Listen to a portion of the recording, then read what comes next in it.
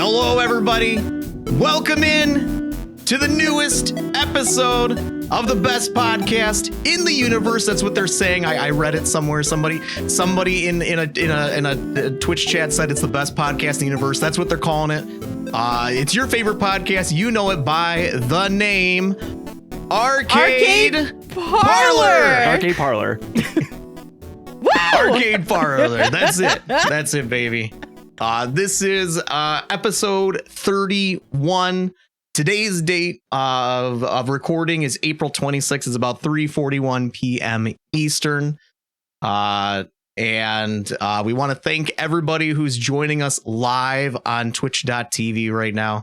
There's a number of you. Thank you so much for tuning in, taking your time out of your busy day. We also want to thank our listeners who are tuning in as early as April 28th, Monday after recording. We want to thank you for listening as well. We enjoy your participation on that end as well, of course. Episode 31. It's here, the big one. That's what they say. Episode 31 is the big one. I am your host. This is weird. I'm gonna start off with myself today. I don't know why I'm doing this, but I'm doing this today. I am your host. Yeah. Although I've noticed the past like 5 episodes, I forget to intro myself, and we're like already moving on. I'm like, wait, we got to back out a little bit. I've been talking this whole time, and nobody knows who I am. Well, I mean, I think they know who I am, but I am your host today, as usual. Pancho Taco, David, whatever you want to call me. Anywhere in between, I'm sure we can find a middle line there. I am your host for episode 31 here. It's great to be here on this day as things are starting to finally warm up outside here in Michigan. Although it got a little cold today. It was like seriously like 83 yesterday. It's 54 today. So it's like all over the place. It's kind of that's Fahrenheit. Yeah, I was just doing the math in my head. I'm good. Yeah. I was about to say Fahrenheit. Yeah, that's right. Every once the weather always comes up in all of our episodes. Naturally, yeah. Normally it's not like a conversion issue, but then every once in a while, we've had a number of like those pesky Canadians, international, Canadians. We've had international people from Japan cool. come and join us and stuff. But it's like I don't even think about it. I'm like, oh, of course. So whatever that converts to, I honestly don't know. It's chilly. But, it from hot to cold. That's what it goes. I look around the room here. I am also once again joined by my co-host, Ashley Florida. Hello, Ashley Florida. How are you? Hello, Pancho Taco. I'm good. How are you? I am fantastic. It's great to have you here on episode 31. Wow. Over 2.5 years we've been doing this, kid. I know. I was just about to say 31 episodes of pure consistency, but then I was like, wait a second. We had to miss 1 month. And lo and behold, the person who we had booked for that 1 month is here. He's here. We had to miss, what was it? It was February, I think. Right? We had to miss February because something completely out of my control came up and took 1,000,000% of my time, and I just couldn't get out of it no matter what. And it took away from me for several weeks. But unfortunately we had to cancel. And then some things happened where we weren't going to be able to get you back for another couple months here. But we are also joined by Chambo of twitch.tv. Hi, We finally got you I've been here. looking forward to it for a while. You tried to escape us, but we finally got you back, right? Not me constantly, messaging Ashley going, "Hey, I'm excited. When are we doing this?" No, We've had little chats for months about you being on the podcast, though, Chambo, you and me. Oh yeah, I mean, from the moment like the subject came up, I think it was in your stream, and like just the idea, I was like, oh yeah, that's gonna be so much fun. So I've been really stoked and really excited.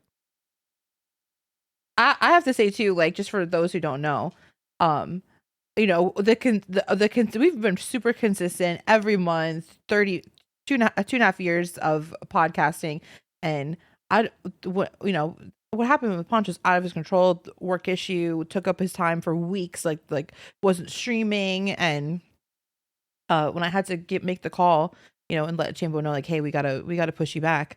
I have like Chambo is a role model for me, like in a really big way. I truly mean that. Aw. And like I really look up to you very much as a streamer. So like I was like, oh my gosh, is he gonna be mad? Like, and you were just the most understanding, so kind, like just not even the slightest issue, and like so easy about coming back on. So I just want to say like a huge thank you, and we're so glad that we could have you Oh my today. goodness. Yeah, I mean, you should have seen the message I was sending Paunch. Are you kidding me? No, just kidding. I mean, what are you gonna do? I got the other side. I got the other side. No, what are you gonna do? right, Like yeah. stuff comes up. I'd like to think anybody would understand. So no, Of all course. good, all good. I appreciate it. That's very sweet. You're a gem. Chambo, it's great to have you again. This is episode 31. You are guest number 23 that we've had nice. here. Unique guest 23. How's that? We've had a couple repeats. We've had a couple solo of just the crew here and stuff like that. But you are guest 23 of being on the channel. Very cool. Here. I'm honored to be here. Thank you for the invite. Yeah, we're super excited to have you here on the episode today. Ashley, I feel like I am. I'm forgetting. Is it remiss? I don't know the term. I feel remiss that I didn't ask you the floor. I mean, I don't know if I'm jealous of the Florida weather right now because You're not. I feel like I've heard you say it's like 90. You're not gross jealous. out. I don't know. Yeah. Pancho here is not a fan of humidity at all, and I really enjoyed those couple of weeks of nice weather we had. It was so nice. It was wonderful, and I feel terrible. I don't have a converter in front of me. I can do the math. For Celsius, but it is 85 degrees Fahrenheit here, and it is so swampy and so humid. You would be extremely unhappy if you were in my area right now. Yeah. I mean, the heat sounds great, but that humidity thing you guys have going on, like, no way. Nope. I couldn't do it. It's awful. It's When do the 3 p.m. showers start in Florida, where it's like every day at 3:00 it just down, like it's not even just rains, it's like torrential downpour, like monsoon for like every day, 5 minutes, 10 every minutes, single day, yeah, for months. Is it like that year round, or is it it's usually between April and May it starts, but June it starts to get really bad, like hurricane season. But yeah, we're approaching. I'm starting to see rain again. But the daily rain will probably be within the next one. So it'll probably start on my birthday next week. That's probably when it'll start. Nice. Happy early birthday. Oh, thanks. That's gonna be fun. I remember we visited Disney, and it's not the last time I've been to Florida. I was in Florida just a couple weeks ago, or a couple months ago, because we went. My wife and I, we talked about this on the podcast, celebrated our 10-year anniversary. We went on a cruise that left from Florida. And it was beautiful. It was great weather at the time. January, end of January, it was like 60 degrees, 65 maybe in the sun. It was beautiful. Mm-hmm. And the torrential downpour didn't happen. But I remember visiting like in June or something like that. Yeah, it's 3:00. It's like on the dot. Like you can set your alarm for 3:00 every day, and it just a monsoon happens. Every time. It's wild. And then 10 minutes later, the sun is shining, and it's like it never happened. So wild. Yep. It's that Florida life, I guess. Mm-hmm. Oh man. So episode 31, we are joined again. Thank you, Chambo, for joining us here. We're finally glad to get you on here. Chambo, whenever we have a new guest, I always like to ask them, a little bit about them, because I know we have a lot of listeners here, maybe have not had the opportunity to meet you via Twitch or other means or anything like that. So we like to, get people, see who this person is that we've invited on here. So, some of the things we like to ask is, first off, before we even get into like talking about you on the platform and stuff, I'm just gonna ask this question, because everybody has this. We've all gone through it all. Do you have any video gaming sins? Video gaming sins, and if you don't know what I'm talking about, like video gaming sins are games that are like you 1,000,000% should have played, and you just have never touched them. You just never played that game. Like everybody's like, this is the most 10 out of 10 game ever, and a million percent of people agree with it, and you're just like, I've never even touched it.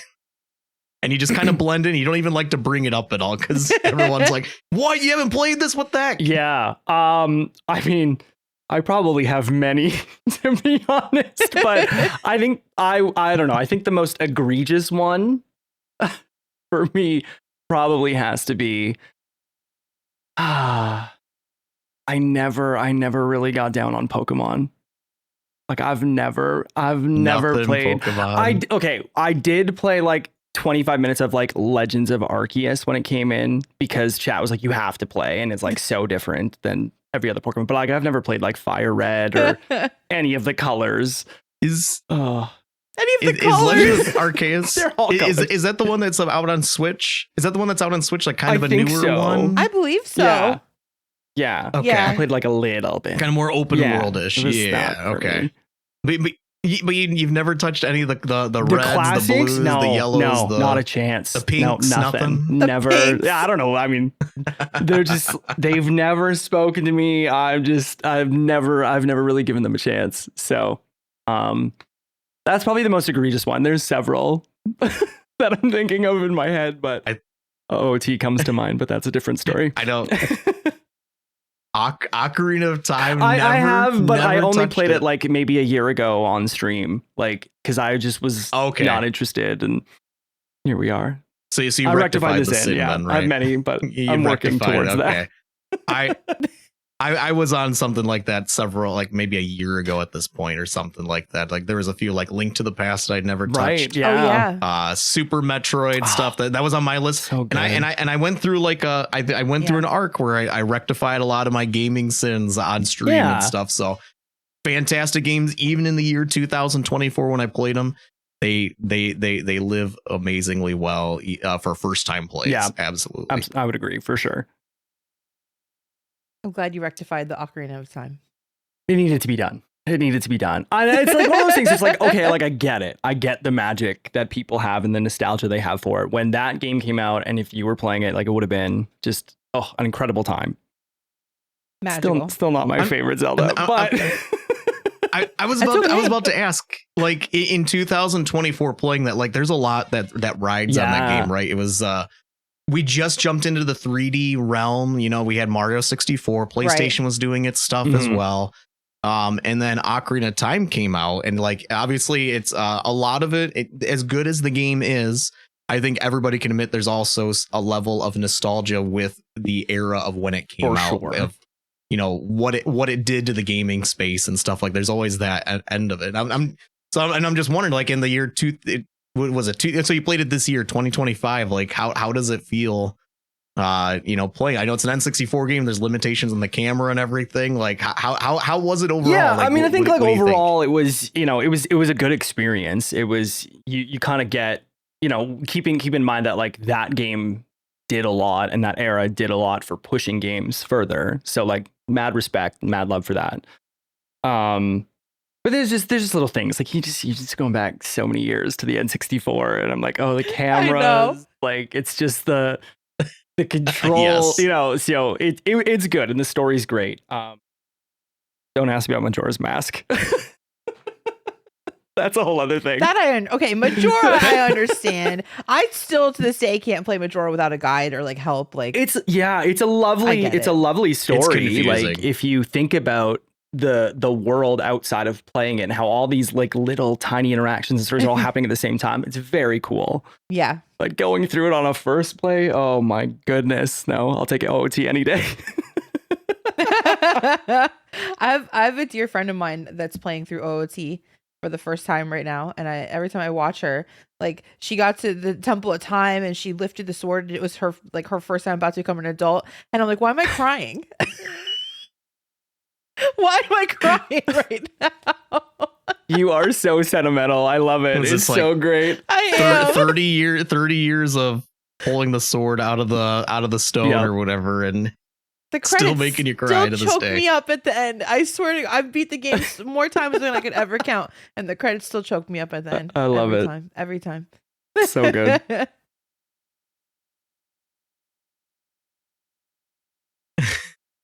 It's a good game. It's a good game. I enjoy it. A lot of it is obviously rose tinted glasses to a degree when it comes to like the N64 era and stuff, but it is still one of the all time greats. I'm glad you enjoyed it. I'm glad you enjoyed it. It was a fun play. Yeah, it was. What is your favorite? You said it's not your favorite. It's not. What is your favorite Zelda? My favorite's Twilight Princess. Okay. Great pick. I love It's Twilight so Princess. good. It's so good. I love it. It's like got a little bit of like dark edginess. I mean, you get there's like a adorable dog wolf thing that you get to play as. Like it's very, very cool. Plus Midna is, top tier. Everything. It isn't so I only played through Twilight Princess once around when it came out. I remember it being very, very long. Isn't it one of the longer ones, or am I misremembering it? It's about as long as any other one. Isn't? Okay, it's about on par. Okay. Yeah, minus the like For some Breath reason, of the I remember Wilds being and things, which are really long, ridiculously big, but that's different. Yeah. For the more linear based ones. Yeah. All right. Well, hey, we got that out of the way. Now the people know what type of person you are here. You hate Pokemon. You hate Ocarina of Time. Now they know exactly what we're dealing with fun here. being on, guys. I'll see you later. Like you love Pokemon, Pancho Taco. All of our Pokemon listeners, you make them upset every episode. Don't even lie. I'm not a fan of Pokemon. I've given it more than 25 minutes chance. But I'm not a fan of it either. I've got I don't enjoy it either, but we have fun every stream where we do our Pokédolls, which is guessing the random Pokemon of the day. It's the Wordle version of Pokemon, and we do it at the beginning of every stream. And I'm always like, I don't know, it's the pink egg looking thing, and everyone's like, oh, it's whatever, and I'm like, okay, that's that. I recognize that name. I think, and I put it in. Yeah. So that's about it. That's about it for me with Pokemon as well. So Chambo, tell us about yourself. You're on Twitch, you're on TikTok, you're on YouTube, you're on all of them live pretty much every day. Right? We're kind of live everywhere. So as Ponch has alluded to, I stream and create content full time. That's kind of my gig. Started as a little Twitch baby, and now have grown into multi-streaming to a bunch of different platforms. That's what I do. It's pretty great. It comes with its challenges, but if younger me realized that later in life I'd be playing video games for strangers for a living, like I'd been over the moon. They think it was cool, right? 100%. Yeah, you'd think you're the coolest person. Oh my gosh. So I love it though. I love it. I get to talk to really cool people, every day, or at least during the week. And when I can, get to play really fun games and share experiences with people. Like it's just, I love it. I love it so much. So that's kind of what how did you find Twitch? Like when did you first see it? When did you make an account? How long did it take you to start streaming? Yeah. So I didn't, I think I like loosely knew of Twitch back when I was, working in like I'll call it the professional world. And kind of like just knew about it, but like didn't really go and wasn't really my thing. I've always been a gamer, but never really like watched. And then it was an event called that you guys know, Games Done Quick, GDQ, in 2019 that I was watching. Some of my friends had talked about it before, and like this big charity event where gamers come together and play old school games fast and all this stuff. So I was like, okay, I'll check it out.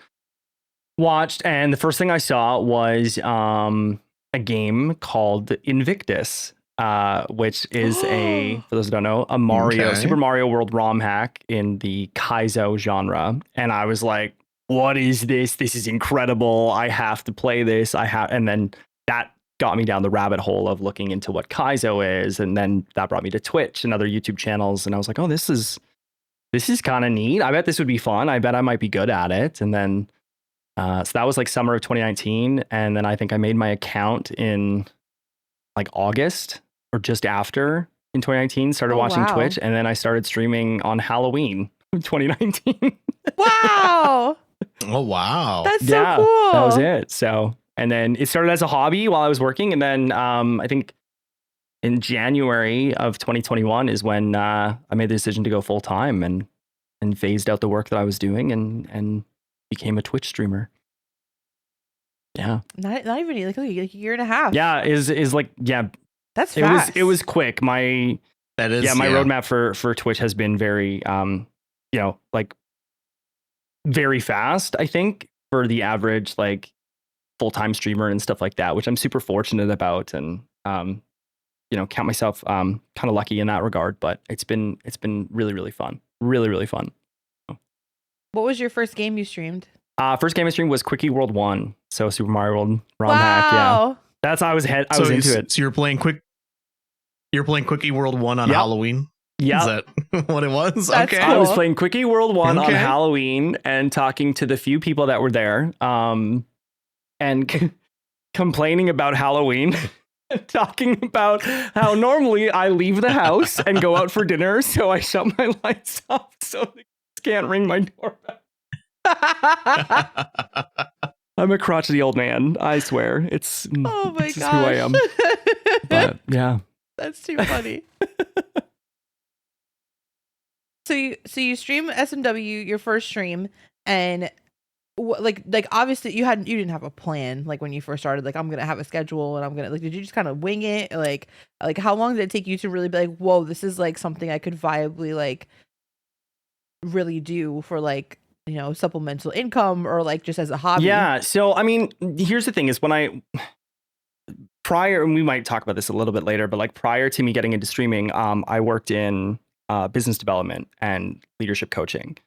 And so like I do everything in life, when I decided to be a streamer, I very much came with what is the business plan for this. So like goal of becoming a Twitch partner was always in the cards. It wasn't necessarily that I'm going to stream for the money, because that's a terrible reason to get into streaming. I'll just be honest I agree about that.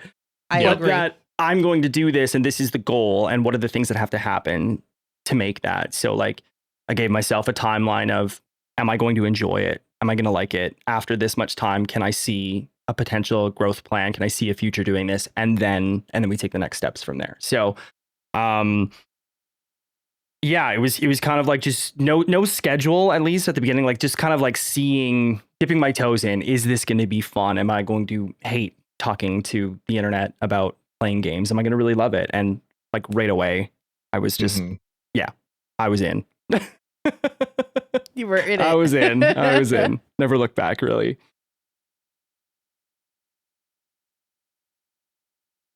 That's cool. I like the objective take on it, where it's like, okay, here's my roadmap, and here's the goals. Like, am I enjoying it? And by all these milestones, is it still going?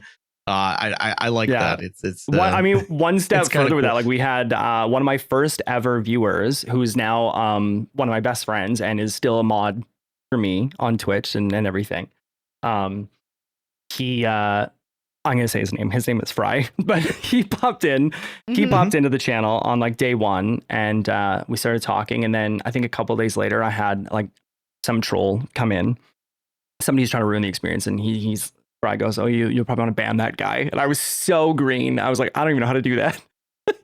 Can I just make you a mod to do that? He's like, yeah. So we do that, and then I get on a call with him after stream. And I talked to him about like, look, you're going to be a mod for me. Like, these are the expectations. This is the business plan. This is where we're going. And he was all like, what?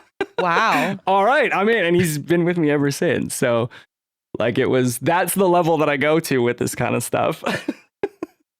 You had a whole business plan, but you didn't know how to ban Didn't know how to ban anybody. Didn't know how to do anything. Just knew the idea, goodness. Oh, it's so sweet, actually. So I take it since you were in the business world, and you were doing this on the side, so that means you're streaming in the evening. Correct, I assume, right? So I mean that's another, I imagine, another step that's interesting to take, right? Because you have your people who are used to watching you in the evening, and then you say, I'm going to start going some full time here, streaming, and now you're a daytime streamer. How was that switch from the evening? Like you typically have your normal crowd in the evening, like. How did that switch? How did that go over? Like, your normal viewership is available at this time. I imagine a lot of them obviously were available as well to continue supporting you in this way and stuff. How was that transition? Yeah, that was definitely a tough decision to make, because, you know, for a year and a half, I've built this community who watches me at these hours in the evenings, and knew that I wanted to go full time and that I wanted to be a daytime streamer. And so, and talking kind of through the community about, like, I've always been, one thing that I've kind of always sort of pride myself on, or make sure that I'm doing, is I'm usually very transparent about what I'm doing with the stream, how it's going, the goals that we're setting, all that kind of stuff, and just letting the people know. This is what I'm thinking. I want to go full time. We're going to do this. So we trialed a little bit, and the response, like in week 1 of going full time, was so positive and so just so rewarding that it was like, okay, this is the right decision. And we saw incredible gains very, very early on that really kind of solidified, yeah, okay, this is the right decision we're making. Obviously, it's sad because you're going to lose some of those people that can't watch during the day and things like that. And you know, that always when I think about it, like, it hurts a little bit, because, you know, those are great people that have been there since, you know, the early days. But fortunately as well, around the time that we went full time, a lot of people were working from home and were able to, like, we're able to have another tab up while they're doing the thing, or they weren't working or whatever, right? So a lot of people were available during the day, which I think really helped the transition. And so, yeah, now my chat will tell you that I never stream, and I should be also on them in the evenings. And I'm like, I have a life I need to live as well. Good. But not enough people have that balance where they give themselves a life outside of the stream. And I think we were not to, like, dox our conversation by any means. We were just talking about how, you know, last night you were like, you know what, maybe I'll stream. And you're like, no, you know what, the weather's beautiful, I'm going out on my motorcycle. And I just want to say, I really admire that about you. Thanks. It was a lot of fun. What consoles did you grow up with? Did you take any, like, of your, like, childhood favorites at all in the beginning, or like and bring them to your stream, or like, or did you just kind of like hit Kaizo and you're like, I'm gonna be a Kaizo streamer? Yeah, so I've always been a Nintendo kid. Grew up, first console I can ever remember playing on was an NES. I think the only consoles I skipped throughout, you know, my childhood were like the N64, which is why I never played OT, and like the Wii U and all the handhelds. Probably why I also never played Pokemon. But I was always a Nintendo kid. Like, we didn't have like Sega growing up or anything like that. And so from the very, very early age, I remember my mom always tells this story to, like, people that find out that I'm a gamer for a living. And she goes, oh yeah, he was playing video games before he could even read the instruction manual, and it would just like figure out. So it's always been something I played, and Mario has always, like, kind of driven that. Anytime there's a Mario game, I play it. So it wasn't too long where I was playing Super Mario World, and that's always been the game that, you know, I've always felt like if I could just wipe my memory from and play it again for the first time, it would be SMW, just because of all the secrets and the different worlds and the music. And it's just like, it just so sticks into my brain of, like, how I started my gaming journey, you could say. So then when I found out there's Kaizo SMW, I'm like, whoa, I'm an adult. This game's super old. I get to play it in such a new way that's challenging and super fun, with, like, custom video game music and everything. Like, I'm head over heels. So it's always been Nintendo for me. So when you're watching GDQ, was that your first intro to that? Anything outside of the base SMW? Yeah, existed? I had no idea. Like, I didn't know there were, like, modding communities for other kinds of games. Like, it was, you know, I had whatever I had. I had a, you know, some sort of, like, I had a GameCube and a Wii, and then I had an Xbox, and I'd play the new Halo when it came out, and that's about it. Or play Call of Duty with my brother-in-law, who's now my brother-in-law. And so didn't even know that ROM hacks were a thing, or modding games were a thing, and just these custom experiences. So it opened up a whole world to me. Did you ever have a period in your life, like, where you just, like, were not a gamer at all, or have you, like, consistently been a gamer since childhood? I mean, it's always been like, gaming's always been a part of my life for sure. There were definitely moments when I was younger when I was like, really either focused on schoolwork as I got a little bit older, and then also playing competitive sports, where it took a lot of my time away from like the free time of playing video games. But I mean, they were still there. And whenever I had a spare moment, I was, playing Super Metroid or Smash Melee on my GameCube or whatever, right? So Yes. It's always been there. One of the reasons I started to stream was because I go through a lot. Well, I mean, I don't have a ton of time. I have 2 kids, wife, and everything like that. And a lot of that takes up a lot of my time, obviously. But part of streaming was like, hey, I still like video games. I get the gaming blues a lot, where I'm just like, I don't know what to play, and I'm like, I'll just put something on TV instead. We all go through those where it's like, you really want to play. You're looking at your library, like, I really want to play, but I just don't want to do it right now. So this forced me to like, sit down and like put on, Enter the Gungeon, Mario Maker 2, SMW, whatever else I'm choosing to play. Put it on in front of me and like sit down and dedicate some time to like one of my favorite hobbies and stuff. And obviously it's grown from that and stuff like that, to much more. But it's a lot of, it's a great time for stuff like that, rediscovering the love of games and stuff like that. I think to share that, like, I think that's why the streaming aspect of it, not just playing games, but like the streaming aspect of it is the community around those games that you love. You get to share that with people who also are really excited about this thing or this game or this mod that you're playing or something. And that, like I said before, I did some leadership coaching where it's literally talking to people all the time. I get to talk to cool people who are interested in the same things. I'm a happy kid, So I think that's why the streaming thing really, really stuck with me. But 100%. One thing I really admire about you is not just that you have one of the most like outstanding examples, especially in the SMW community, of an inclusive stream. Like, you are just so all about inclusivity and making sure that everybody knows that all walks of life are welcome. But you have such an art about you that you can, if somebody comes in your stream and they are just like negative energy, you are so quick to just change that completely around. And I like in there's nothing else I can call it but artistic. It's beautifully done, and I have to commend you for that, because you just do it in such a beautiful way. Oh, thank you. Just instantly take a negative person and you're just like, nope, we're not doing that today. Nobody's got time for that. Nobody's here for that stuff, So, no, I appreciate it. I've always kind of said that, like, these people said that, like, oh, you're really, really cool when like a troll comes in or something. You just level-headed and everything. And I was like, I don't have to do much. The trash takes itself out, like it just kind of happens. Yeah, that's true. Yeah.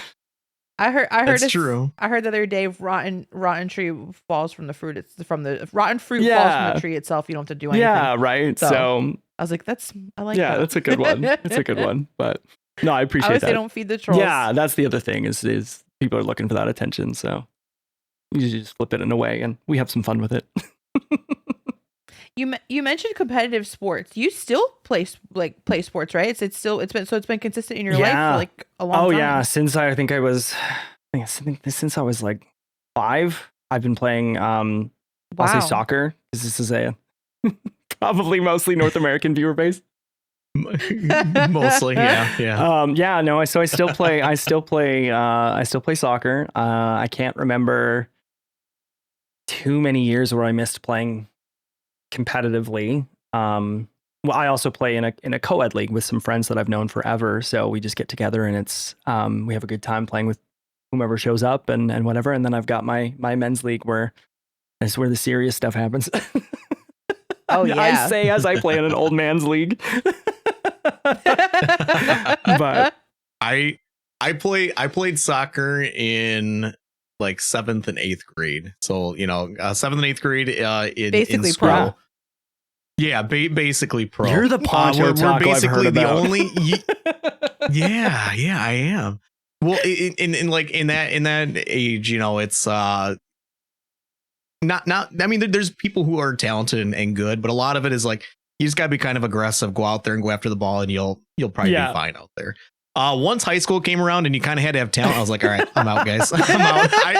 I can chase the ball. I can run into somebody and, topple them over or something, whatever.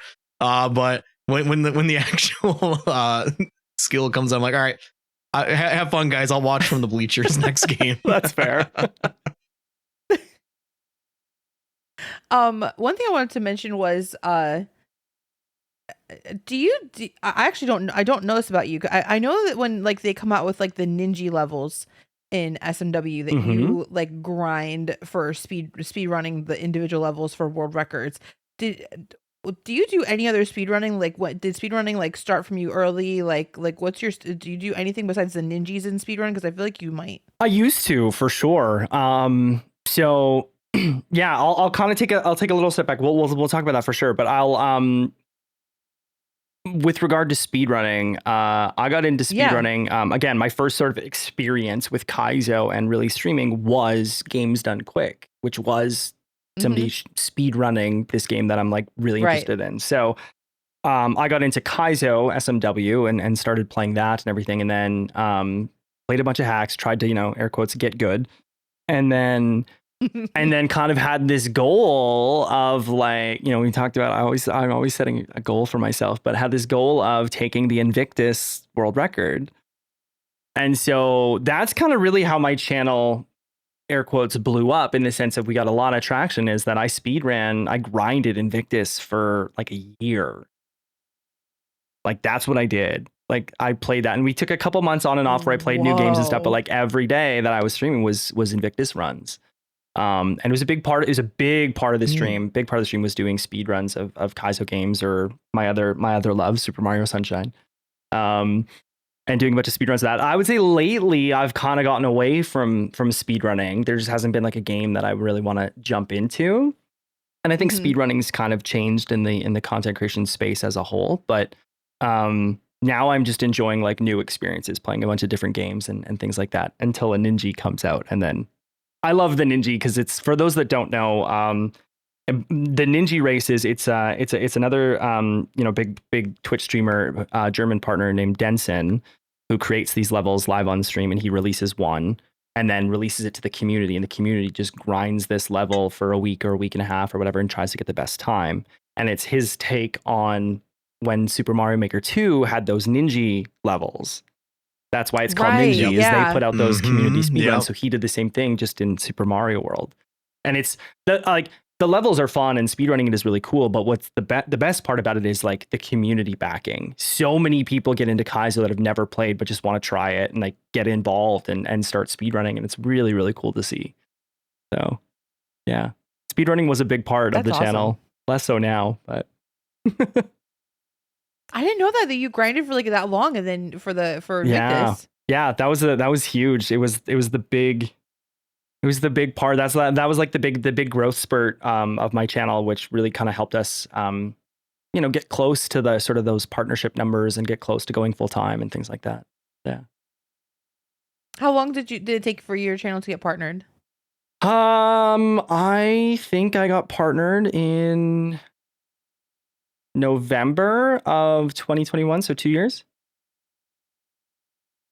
That's awesome. Fast. From working full time. That's pretty quick. Wow. Yeah. And that was the big boom too. Like 2020 was the big boom where everybody was like, I'm gonna be a streamer. I'm at home. A streamer now. I play video games. I'm gonna do it. Yeah. It was. I did it. Yeah. We're thankful you did, though. So let's be real. Yeah. It was a pretty fast track to that, I will say. Which is crazy thinking about it. But yeah. The community that supports me is just, I can't say enough good things. I'm so fortunate to be part of that community. Like, it's just, there's some amazing people. And I always say, like, I couldn't, but I also wouldn't do it without them, Right. So. That's so sweet. There's always like, whenever someone's grinding for partner, there's always like a partner above them that kind of like nurtures, you know what I mean? And when I was close, every time I went to your stream, you shouted me out. You're like, everybody put a tab up for Ashley. She's so close to getting partner.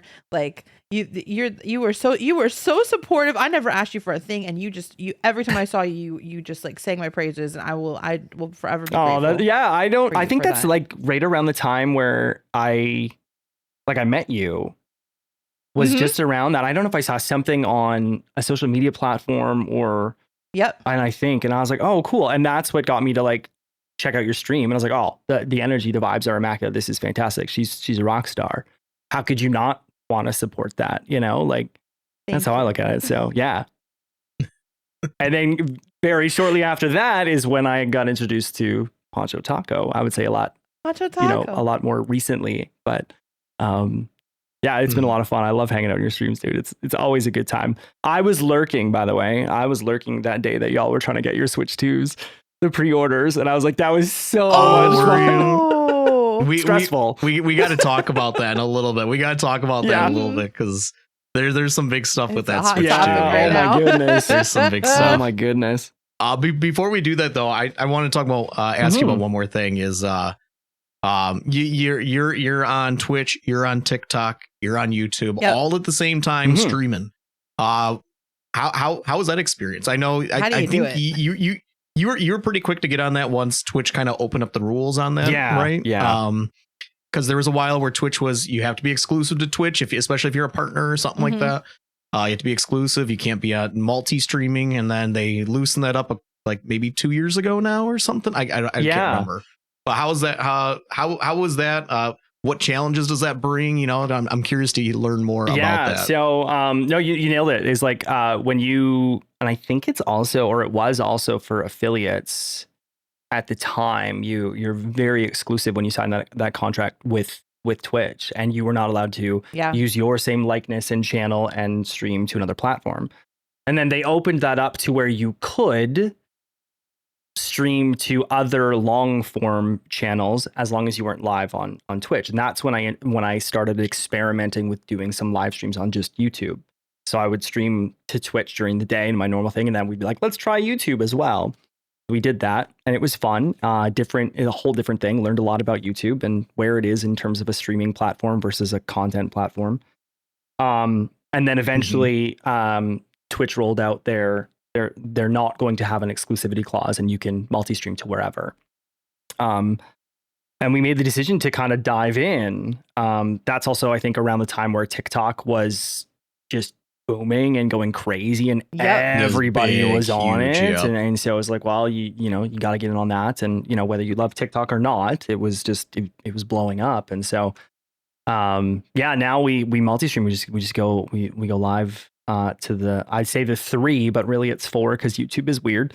But yes, you were just talking about that. Yes, I know what you're talking about. It's a nightmare sometimes, man. But what's challenging with that, I would say, is I've been streaming on Twitch for it'll be 6 years this Halloween, and growing it, becoming partnered, you sort of I don't want to say this like condition, but also establish the community that you want. The people that come in that don't jive or whatever, then they either see themselves out or I see them out or whatever. But they go off, and then you kind of cultivate your community and your following, your viewers, your friends, that it just kind of works, and you know what the vibes are and people know what they're getting into. And, we've grown that for a while, but that's also been established. And then we start on YouTube, and it's like a whole new thing, a massive pool of new people that has taken a little bit as well. Is like, people come in, it's like, hey, that stuff doesn't fly here, but they don't know because I'm a new channel, right? And so we have to kind of establish that. Same thing on TikTok. When it was like early on, it was just kind of crazy, and like now we've sort of established what our community is. So it's like going through all the same steps that you did when you were first starting out on Twitch, just in a different way and on a different platform. So it's had its challenges. It obviously has its technical challenges. It's 4 more chats that you have to deal with at the same time, as opposed to just the one. That was a really big, that one played on my heart a little bit too, because like my Twitch community was very supportive. I was like, look guys, like I want to grow this thing, it's part of the business, it's part of what I want to do. We need to be looking at other platforms and bringing them in. And I was just like, the last thing I wanted was their experience and their engagement with me to suffer by bringing in other platforms. And so like, I was trying to be so transparent with that, asking for feedback. Like, do you guys feel like you're still included? Do you feel like you're not? And people were great. And we tried to bring that in. And it's been going well. I still worry about that every now and then. I'm like, Mom, I'm still giving my home some love, like Twitch is, purple's always going to be there for me, but it's right. The purple site they call it on the TikTok, purple, right? or the dark side or something. It's just like, side, right. Yeah, TikTok's weird. The platform, not the people. Right. Well, I mean, More on the technical side, because it got brought up, and I feel like maybe we should clarify it, is when we said with YouTube, across it's 3 platforms, but in reality it's like 4 streams, right? Because YouTube has this weird, you can't, if you're gonna stream horizontally and vertically, they're technically 2 separate streams with 2 separate chats, correct? Absolutely. You can't combine them or anything. So it's like, if you want to be able to feed people the content, like if they're on desktop, they have a better viewing experience because it's widescreen, and you also want to give them, if they happen to be on their phone, then unfortunately the way YouTube has it built, it's 2 separate streams, which is wild. Nuts. Oh, it's so, yeah. And I know like Twitch is looking at doing something like that for having a vertical feed and things like that. I think they're trying to do that this year. We'll see what happens, but it's just, YouTube is so strange sometimes. Yeah, I remember, I know Twitch did talk about that. They did mention that they're hoping to bring vertical streaming in 2025. Hopefully they can get over that hurdle, because I want to say, again, we're talking a little bit more technical here on the streamer side, but correct me if I'm wrong. I know TikTok supports both as well, vertical and horizontal, but it's the same stream, same right? Chat, same stream, same broadcast. So same chats. It's not okay. So hopefully when Twitch, I imagine, since Twitch is mostly focused on live streams, obviously, I'm hoping they bring it similar to that, where it's just the exact same experience across the board. It's fingers crossed.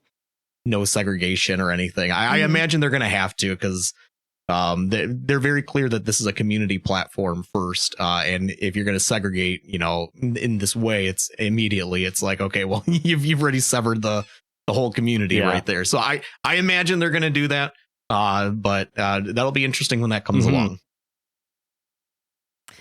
I have one more question for you before we possibly move on. I gotta talk about the subathons that you do. Sure. Because you do them from what I know every year, and I was thinking about this last night when I was getting into bed with my dog Lucy, and I was thinking about the episode today, and I was like, gosh, when Chimbo does his subathons, he'd have like cameras in here, and like and so I was like, I gotta ask him about, like, first of all, I have to ask you about the planning. I want to know about if you don't mind sharing whatever you feel like. I'd love to know about the planning, what work goes into it, how many freaking cameras do you have in that house? Are you streaming to all the platforms at sometimes during it? And because I believe because like with streaming, it's really difficult, like when it's your full-time gig, because like you have to put aside your taxes and everything. So I think you kind of do it around tax time, which is super smart. But like how'd you start? How do you even do that, like every single day, and it be on content live all the time? Planning. How does the setup go? Yeah. Please share with the class. For sure. So again, for talking about subathons, for those that don't really know what that is, right. Typically, like it's a streamer, can be on whatever platform, but you go live and there's a timer that's counting down, and you are live for however long until that timer goes down, and people can add to that time. Typically, it was called a subathon because on Twitch, the only way to add to that was to subscribe on the channel. So you pay some money to that streamer, and then the timer goes up. So that's kind of how we've ran it. This year was actually the first year we included the other platform. So this was a big year for us. So I've done 3 now, and I guess it's turned into this annual thing, which I haven't like, we're going to do it every year, but like, I think chat just assumes we're going to do one next year. And I'm like, we'll see. I assume. So it takes a lot. It's kind of crazy. It's kind of crazy. Yeah. So, I'm trying to think of which questions to ask first. So we talk about the planning of it. The very first one we did, I would say a lot more planning went into it, just in terms of like, how are we going to do this? How are we going to make our subathon a little bit different than the other ones that have been there? And that's what came in, or that's where the idea of like multiple cameras in the house and turning my space into like a Big Brother house of just a 24/7 live stream came about. And so we did that, and it was very, very cool. And I have a camera in my bedroom, which sounds weird. It kind of is when you think about it, but at the same time, like it's because I'm going to be sleeping and we're 24/7. So there you go. Think Big Brother house, right? Mm-hmm. We have a camera in the kitchen. And your dog's there. I have a camera in the living room so you can see Hunter sleeping on the couch like he normally does. And then the first year we had a camera in my backyard because we did it during summer. So, and then obviously my space here if I'm gaming or whatever, and we have the cameras that chat can switch and take a look at whatever feed they want to be a little bit more interactive. So, but a lot of planning goes into that in terms of like, when are we going to start? How long do we think it's going to go for? How are we going to manage the cameras and all of the devices that I have going on? How's chat going to interact with it? The biggest thing that we had to discuss was economics. Is what time? How fast is how much time is going to be added for monetary support? Oh, yeah. And for a channel my size, there were no like benchmarks to compare to. Because I was like, okay, this streamer over here is doing a subathon and he's adding, or they're adding this many minutes per dollar or whatever. And then there's this one who was doing something completely different. And I was like very in the middle. So I was like, I have no idea what to set this at. Right. And our goal was not like, hey, how can I make the most amount of money possible during this time? It was like, what's going to go for a fun event that everybody can be together for, that's going to be sustainable, but isn't going to crush me. Like I can't be streaming for 4 months, like, so we kind of went back and forth with that. And then once we kind of established our first sort of baseline, it's made the subsequent ones a lot smoother, just kind of replicating the same thing and doing it. And yeah, subathon it's a wild time. It's a very fun time for the stream. Just knowing that, everybody who is part of the community has a space to hang out in kind of 24/7 or during the day. Like I'm live, there's people here, and people look forward to it all the time. So it's really fun. It's really fun. I enjoy doing them. I think they're easier to do than a 24-hour stream personally. Because I know because you get to sleep. You get to sleep. And I'm like, I'll be live all day long into the night, no problem, as long as I can sleep. So that first night though, that the camera's on you while you're sleeping, it's a little bit strange. I'd be so scared. I'd like roll over into the camera, my mouth be open, and like I like it would just not be a cute sight at all. Yeah. But you really don't move when you sleep. You're very sound sleeper. Yeah, I don't know. It's that weighted blanket, girl. Get one. Well, I don't know. In Florida is hot, so I don't know. But I keep my apartment real cold. I get a weighted blanket all the time. Cuts out all the tossing and turning.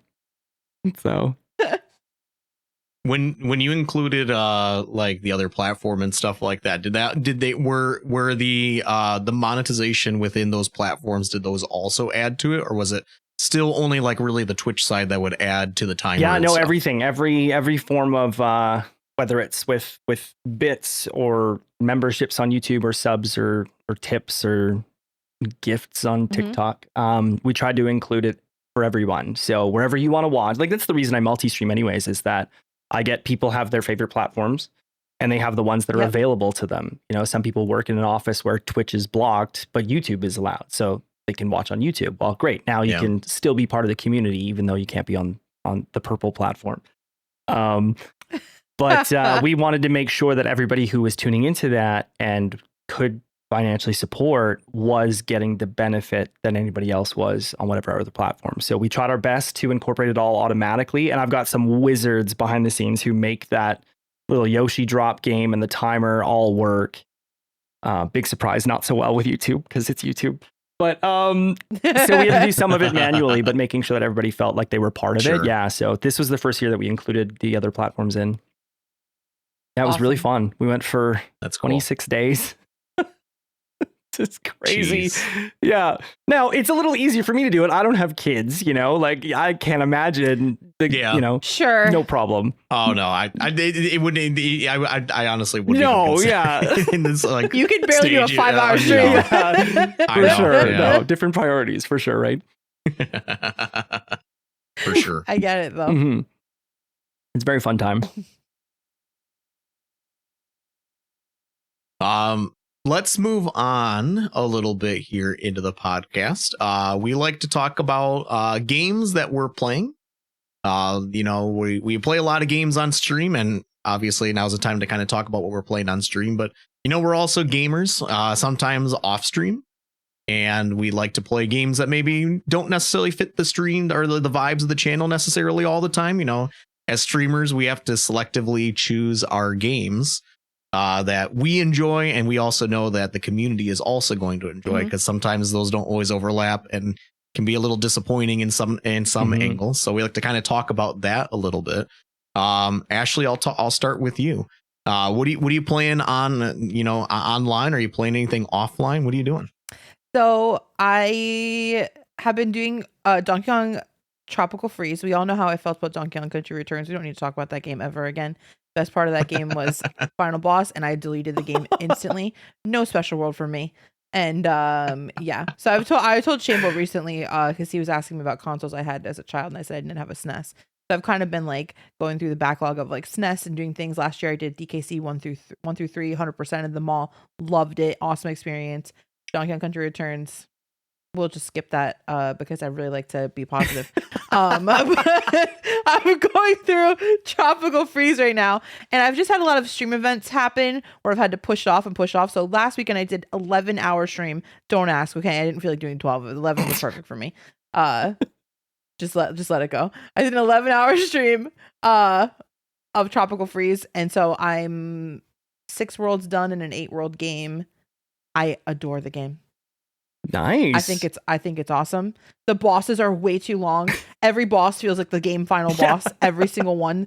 There was one where like the and boss, they're hard they're not too. easy. Dude, they're long and they're difficult. They are. One of these bosses took 21 hits. I was like, when does this end? And it was the World 3 boss. I was like, this is not right, man. This is not Incredible. right. But overall, I really am actually enjoying the game a lot. I like it so much better than Donkey Kong Country Returns. I'm going through Invictus actually for my first time right now, which it also keeps getting pushed off. And then it takes me a long time to do the levels. Like I'm not super skilled with SMW Kaizo, even though it's my main game that I play.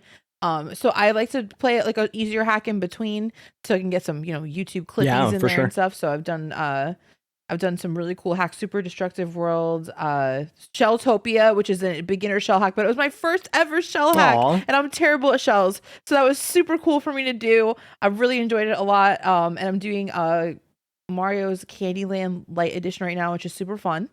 Of course, always doing Zelda Ocarina of Time randomizers. That's playing my favorite game a different way every time. But I was playing a game offline this week, and I was like, oh, you know what? I'm going to surprise my stream, and I'm going to tell them about the game I'm playing offline.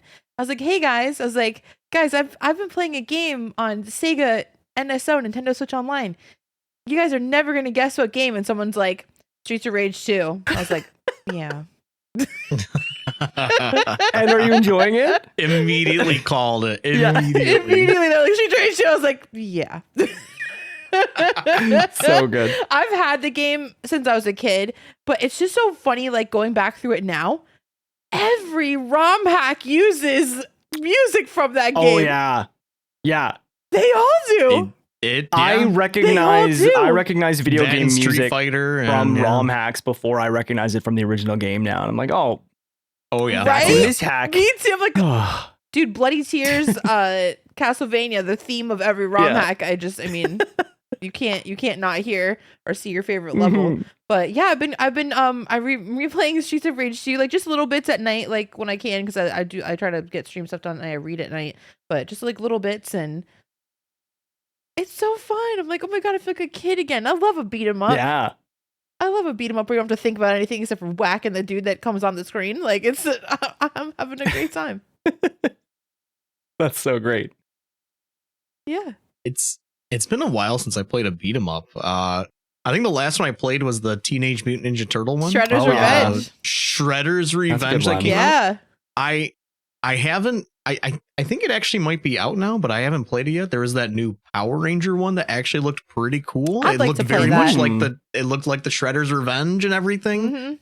There's another one too that's coming out, that a Marvel one that looked really cool. I think Nintendo yeah. teased it at one of their directs, Yep. maybe, or something. It looks Very really cool. good, actually. Yeah, it's just like kind of that old like arcade, you know, TMNT kind overly of. Time, animated, baby. like So good. good. Yeah, it looks so good. I'm like, man, I'm maybe I'm in the mood for a beat 'em up. It's been a little while since I played a good one that I've enjoyed from start to beginning. So We did maybe one of those Revenge. will It be was fun. coming up. That was a good time. Yeah, we did. That was a very good one. Anything else, Ashley, that you wanted to add? As far as what I'm playing right now, that's yeah, pretty much it. Having a great time with Invictus, and it's tough for sure, but I've really just scratched the surface of the first couple levels, so I'm really looking forward to getting into it. Nice. That's exciting. That is. Chamber, what about you? Yeah, I know you play a lot of Mario. Yeah. Obviously, a lot of SMW. That's the meat and potatoes, right? But I've seen you doing some other things too. Yeah, for sure. So, yeah, definitely, a lot of SMW Kaizo. That's kind of what the channel's always been built on, and is easily probably my passion in gaming. Like, I just love it. So, we usually start out with that.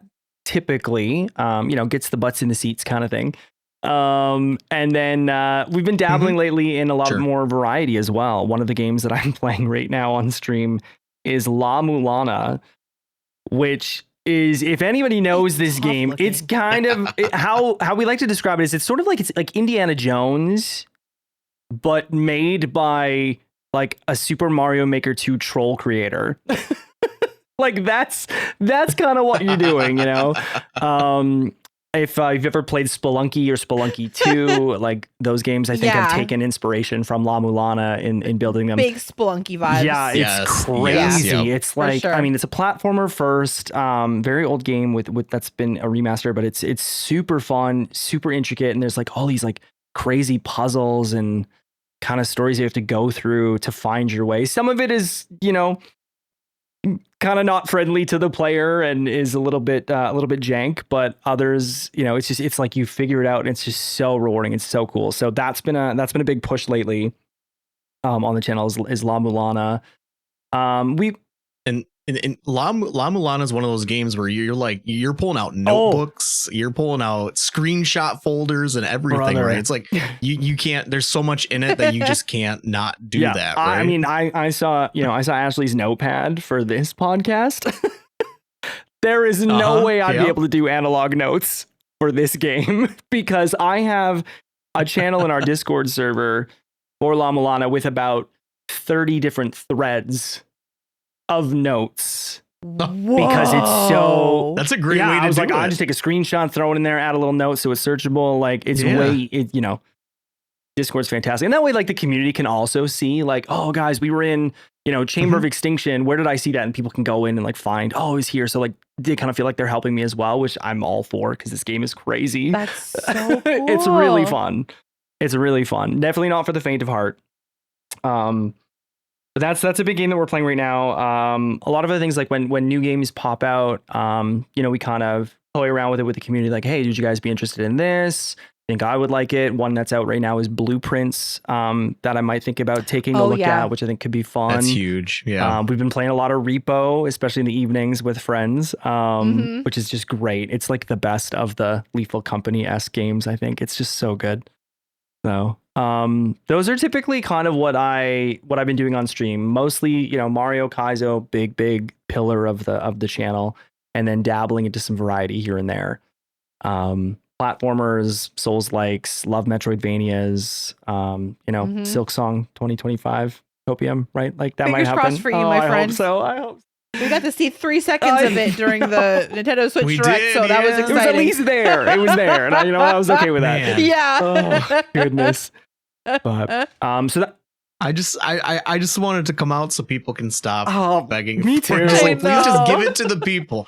Just give it to them. Like I know. I've said this on my channel before, but I kind of feel bad whenever like an indie type announcement thing comes out, the whole chat is all flooded with Silk Song, and literally anytime a game comes up, everybody's like Silk Song, Silk Song, Silk Song, and then as soon as it's a different game, it's all these like resident sleepers. I'm like, I kind of feel bad for the devs. 'Cause it's just like all this hard work, and then everyone's just like resident sleeper all in the chat because it's not Silk Song. I'm like, come on, let's just put it out. I can only imagine the pressure that like Team Cherry's under as well. Like, oh yeah, how do you deliver on that? You know, it's been years now that people have been waiting. Like, oh, kills me. It's nuts. 7 years y'all been waiting, I think, and you got 3 seconds of like a 2-frame. Yeah, they didn't even say Silk Song. Like, like if you blinked, you would miss it. They didn't even talk about it. You know, oh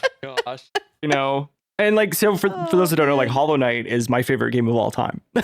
So like I've been waiting, you know. So I really hope it. I really hope it comes out. My fingers are. I'll never forget the Breath of the Wild times where I got the pre-order and the game didn't come out for almost 5 years. So I was like, are they even going to still deliver this game to me? Like it's been 5 years. Oh my goodness. Yep, I totally get it. Mm-hmm. I have not had the pleasure of playing Hollow Knight yet. It's on my list. The last Metroidvania I played was Super Metroid, actually. So kind of going to the OG of where the genre was kind of born out of. But previously I haven't played a ton of Metroidvanias. I enjoy the genre, the ones I've played, but like previously like I'd played Blasphemous, which I really enjoyed. So good. I want to play the sequel. I've heard the sequel. They kind of fixed a lot of things that people complained about in the first one. And what I was looking at, I was like, those are all the things I complained about. I loved the game, but I was like, okay, this looks like they took some good feedback and fixed like literally everything. Yeah. It's on my list someday. I just haven't come around to it. But that I do want to play Hollow Knight because I've heard nothing but praise about that one. And obviously it's got to be there for good reason. I've seen literally nothing of it either, like maybe 5 minutes at the most. So it's like pretty much all blind, which is how I want to keep it for something like that. As a first playthrough. So someday Hollow Knight. You'll have to let me know when that is, because I will absolutely be there watching. I love that game so much. Definitely. What are you playing, Ponch? What am I playing? Oh man, a lot. Offline, I've actually been I haven't touched this series in like, man, I don't know when the last time I touched this series. It was back at least when they were still numbering the series. But I've actually been kind of playing the new Assassin's Creed. Okay. Really? Shadows is what it's called. Mm-hmm. Yeah, Shadows. I haven't touched an Assassin's Creed since like they were still numbering them back at 3, which was technically the 5th game in the series, I think. I think it was Assassin's Creed. And then 2, Brotherhood, Revelations, and then 3, I think. So I played all the way up to 3, and then I kind of got burned out. Have not touched the series since. And I'm kind of picking up Shadows, and it's kind of fun. I mean, it's totally different. Okay. It's so different. It's like an RPG now. It's kind of wild. Yeah, it's not like just, like your standard, like I kind of like I still think I like the old formula better.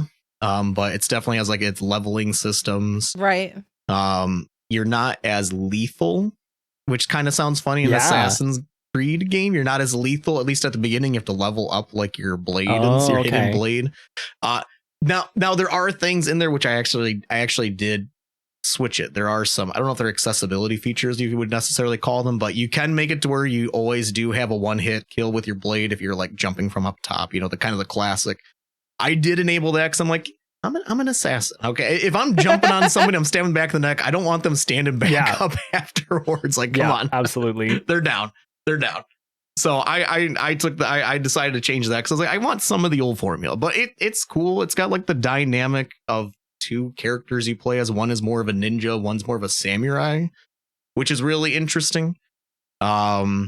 One is fast and can climb anything. The other one just kind of kicks doors in really hard. So it's like, and like is a brute, which is very different for that series in general. So it's kind of interesting to see the different dynamics of characters. But it's pretty fun. So far I'm kind of sticking with it. I don't know if I'll see it all the way through to the end because I've heard it's very long and I just don't have that time sometimes. But so far I'm enjoying it. the other thing that's on my to play list in the near future, because it just came out on PlayStation, it was a delayed release, was the Indiana Jones game. Oh yeah. I've been purposely waiting on playing that because I know it's been on PC, it's been on Xbox, which I could play it on PC. But my PC's in my office, my PlayStation's in the house on the big screen, and my wife likes Indiana Jones, so she kind of wants to watch me play it. So I'm like, I'm just gonna wait. So I'm gonna be picking it up pretty soon here, and playing through. I've heard some really good things about it. It's a fun. I've heard, if anything, it's the best Indiana Jones story they've actually done, which is pretty wild to me. So I'm excited to play that. So that's coming down the line, for the offline stuff. That'll be nice. As far as stream has been kind of overtaken lately. Yeah. It's been kind of overtaken by a game that I've never really given any thought to or really had any desire to play. And I'll get to the reason why I even decided to start playing this a little bit. But we've been playing a lot of Minecraft actually on stream. Considering the game came out in 2009, I want to say 2007, right.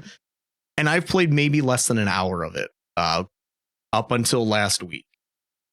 The only reason I started to boot it up is it was a couple weeks ago. I was like, hey guys, what about this Sunday? Maybe we should play some Minecraft. And people were like, why do you want to play that? That's not normally something we play on stream. I was like, well, I have a 5-year-old daughter who started watching, like, seeing some videos for Minecraft, and we ended up buying it on PlayStation on the big TV so she can play. I was like, I think I'm going to play it on stream so I can kind of understand this game. So I know it's something she's interested in. I'm like, okay, let me play it so I can have, some more common interests with my daughter and stuff. So I'm like, all right, let's play it. And it's pretty good. The game's pretty good. There's a reason it's pretty good. Yeah, there's a reason people are still playing this. 16 years later, it's still like one of the number one selling piece of media of all time, I think. Wow. Which is crazy. And we play it. I've enjoyed it enough within the past 2 weeks that I've actually built a community server, and there's people in there every single day from the channel and stuff that are hanging out. And even on stream, I'll go in there and I'll play on the community server itself, hanging out with everybody and, helping each other out. And people are I'm still learning the ropes. People are coming up and just giving me diamonds in the game. I'm like, you don't even have to search for this. This is awesome. It's just all right here. They were throwing diamonds at you like you were the king last night. I know. I came out fully armored, and I've only played like maybe 3 hours on the server or something. I don't know. But turns out Minecraft is pretty cool in 2025. Yeah. I'm still new to it. We're playing vanilla for the most part. Couple little plugins added just for some ease of community access and stuff like that. But if anybody's listening and they want to come join, I got a community server. There's people in there every single day. There's probably somebody in there right now, a few people it seems like, and we're having a great time. Very cool there. But yeah, Minecraft on stream. Yeah. That's really like the big thing that I've been doing. It kind of was kind of a one-off thing, like, hey, let's try this, and then it kind of quickly took over the stream almost like immediately. That sounds like a first experience in Minecraft to me. It's like you sort of start playing, you're like, oh, this is kind of neat, and then you don't see the sunlight for 2 weeks because you're building everything you can. I need to take a break. This is taking over my life. Minecraft does that. It has that effect. Very fun. It's why I never played it. It's like that, like Animal Crossing, Power Wash Simulator. These are all games that I refuse to start because I'll get addicted to them. Because I'm gonna want to have like the best of the best. I'm gonna want to have a house made of diamonds, and I will spend hours and hours and hours making sure I have some like the best of everything. So I just get addicted to games like that. So I know myself too well.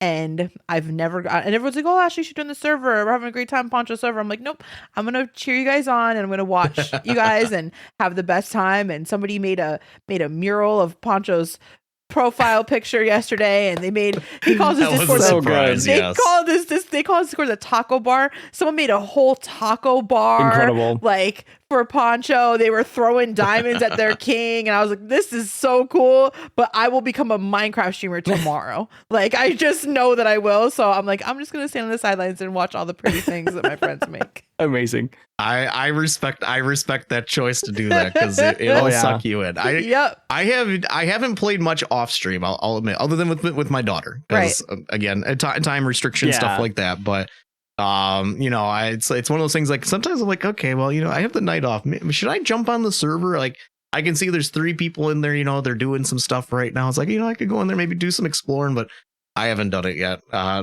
One of these days, but most of my learning, I've been doing enjoying just doing a lot of the learning on stream, and that's one of those games, if you're not familiar with it, it's great to like have a wiki up typically to like know how to do things. But it's kind of cool because there's enough Minecraft people in the stream that are big fans of it that they're kind of my wiki. I'm just like, hey, how do I do this? And like within 3 seconds somebody has the whole solution. It's oh, awesome, thank you. I appreciate that. Everyone's been really cool in it too. Like it's been nice to see. That's great. Yeah, it's been a great time, absolutely. So I never really gave the game a lot of thought, and I've just noticed this huge behemoth of a thing that's out there that I'm like, it's been out for years. There's so much going on. It's kind of hard to get in, you would think, because it's evolved so much, those type of games. But it's still pretty easy to get into, it turns out. So yeah, that's what I've been very playing. Cool. Been fun to watch. It's cool. Before we move on, I think there's an elephant in the room here we do need to talk about just for a moment. This could be a longer moment for all I know, but since our last episode, there's been some big things that have happened in the gaming space, such as the announcement was before last episode, but pre-orders and everything else have come out about the Nintendo Switch 2. Yeah, it's out there. If I remember right, I think the announcement did happen before our previous episode, so we kind of talked about it, but a lot has happened in the sense of we actually had the full direct of the full breakdown of it. We also had the pre-orders. Pre-orders got delayed a little bit, of course, as we all know, and then they actually went live as of today, just 3 days ago. So yep. Just 3 days ago it went live. So I mean, a lot has happened. You had mentioned something to Jambo that you were hanging out, lurking a little bit, but Wednesday night, that's my normal stream night. And I was like, I'm going to try to nab one of these things. I've never done that type of thing before, like nab right at a release or something like that. So like, I'm going to try to nab it. We'll see what happens. And so we had this thing where we playing Minecraft, of course. We were playing that for a little while. And then about 15 minutes before pre-orders started, I was like, all right, I'm going to cancel this out and we're going to do a pre-order party. So I know there was a number of people in the chat who were trying to get one as well. And I think it made for an overall really good experience because I think most people who were wanting to get one did get one. Yeah. At least the vast majority, if not all of them. I'm sure there's somebody who is probably listening. Is like, oh, I didn't get one and I'm forgetting about it. But overall, it was great because we're all live trying to get together. And like as soon as like it would turn up live, like on Walmart or Target or something like that, there'd be somebody in chat like, go over here, it's working. And then we'd hear someone else, oh, I got one now. Like it was a really good way of getting it all like, live, helping each other out to see if we can maybe get one or something. And I know I was able to nab one after a little while, just had, a lot of the spinning circles on Target, like a lot of people did. I don't know what the solution is to all of this. I wish somebody who made way more money than me could figure out a solution to make pre-ordering way better.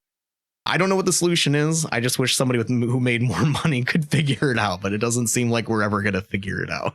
That's kind of crazy, right? Like at this day and age that we still go through the same headaches with pre-orders and launches and stuff like that. Websites crashing and it's just insane. I'm used to this with like concert tickets, like trying to get the the seats that I want and stuff like That that. too, yeah. This was my first time participating in a console war and or pre-sale, sorry. It And, felt like a war that night. Don't worry. The war. I will tell you, like, I think I messaged Ponch Taco like a couple days before, and I was like, hey, just so you know, like the pre-sales are going live like during your live stream. And he was like, I'm gonna think on that. And he came up with having a switch order party.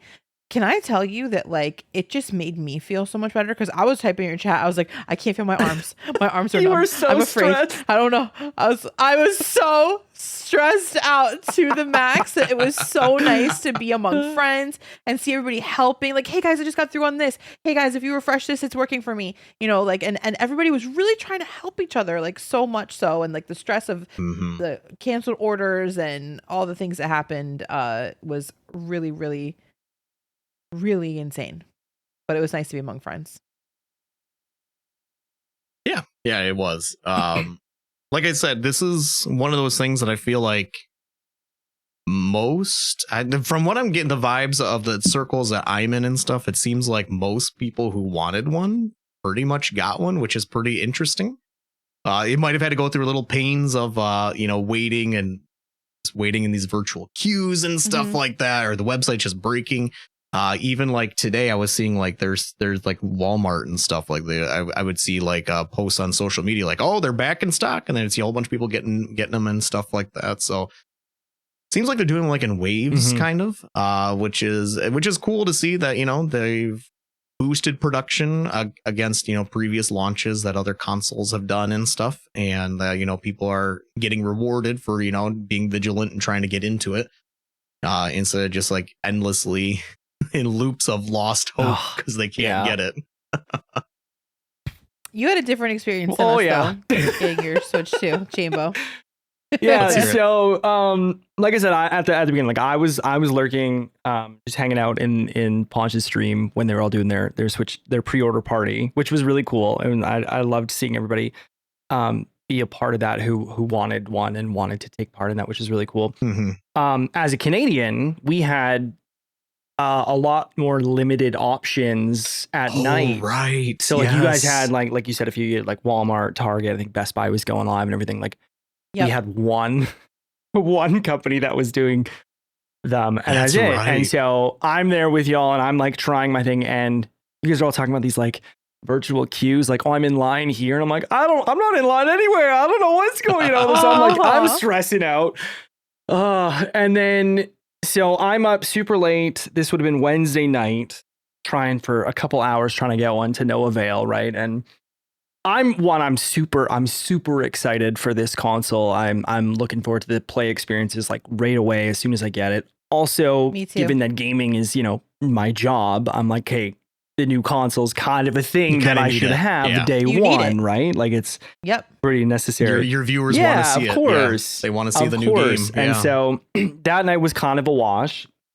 I didn't get one through in-cart checkout. Oh, they're sold out. In-cart, not available. All this, all the garbage. Yeah. And then I'm going online and I see like, okay, well, these other stores are doing their pre-orders at, I think for me, it was like 7 a.m. or 6 a.m. in the morning. So I'm okay, I got to go to bed, get a couple hours of sleep, get up in the morning and try again. And so I try again on the new ones, and I was in line at some place. I finally saw these virtual queues. So I was like, cool, I'm doing the thing. I remember Ponch was in line. He said, don't leave the line. Don't refresh. Just wait it out. You'll get one. So I do that. Just wait it out. Goes through the whole process. I think I'm going to get one. And then it puts me back in the queue at the beginning. I'm just like, I'm not going to get one. I'm not going to get one. So then I go on my phone and I'm like, okay, well, there's a few stores that are opening in a couple hours that maybe if I go in person, I'll get lucky. Right. And so I think GameStop pulled out or is pulling out of Canada. So we have a place called EB Games, which I think is owned by the same company or whatever. So okay, well, there's one. Yeah. Right. Same parent. I was like, there's one opening. I'll go there. And so I'm like, I get up in the morning. I had to tell streams I don't know if we're going to stream today, guys. I'm trying to get this Switch too. So I literally leave the house for this. So I go there, and then basically while I'm in line, I'm also on a Best Buy mobile app trying to get one.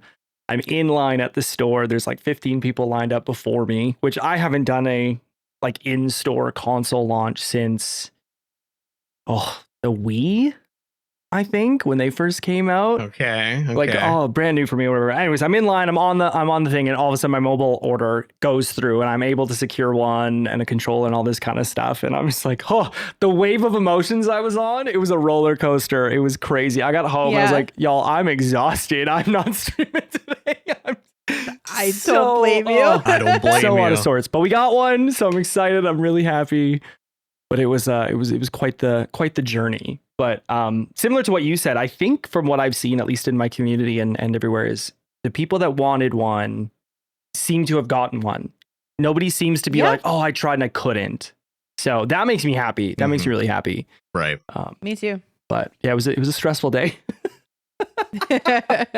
Yeah, based off what I'm seeing, like if you're listening to this on record date, or if you're listening to this on on release date, keep checking, because it kind of seems like they still keep coming out in waves. So don't lose hope if you're really wanting one and you just haven't gotten lucky yet. Don't lose hope. It kind of seems like they keep coming in waves. One thing that helped me when I was back on the PS5 actually. Trying to get a PS5 when that was difficult due to everything, all the world events that were going on and things.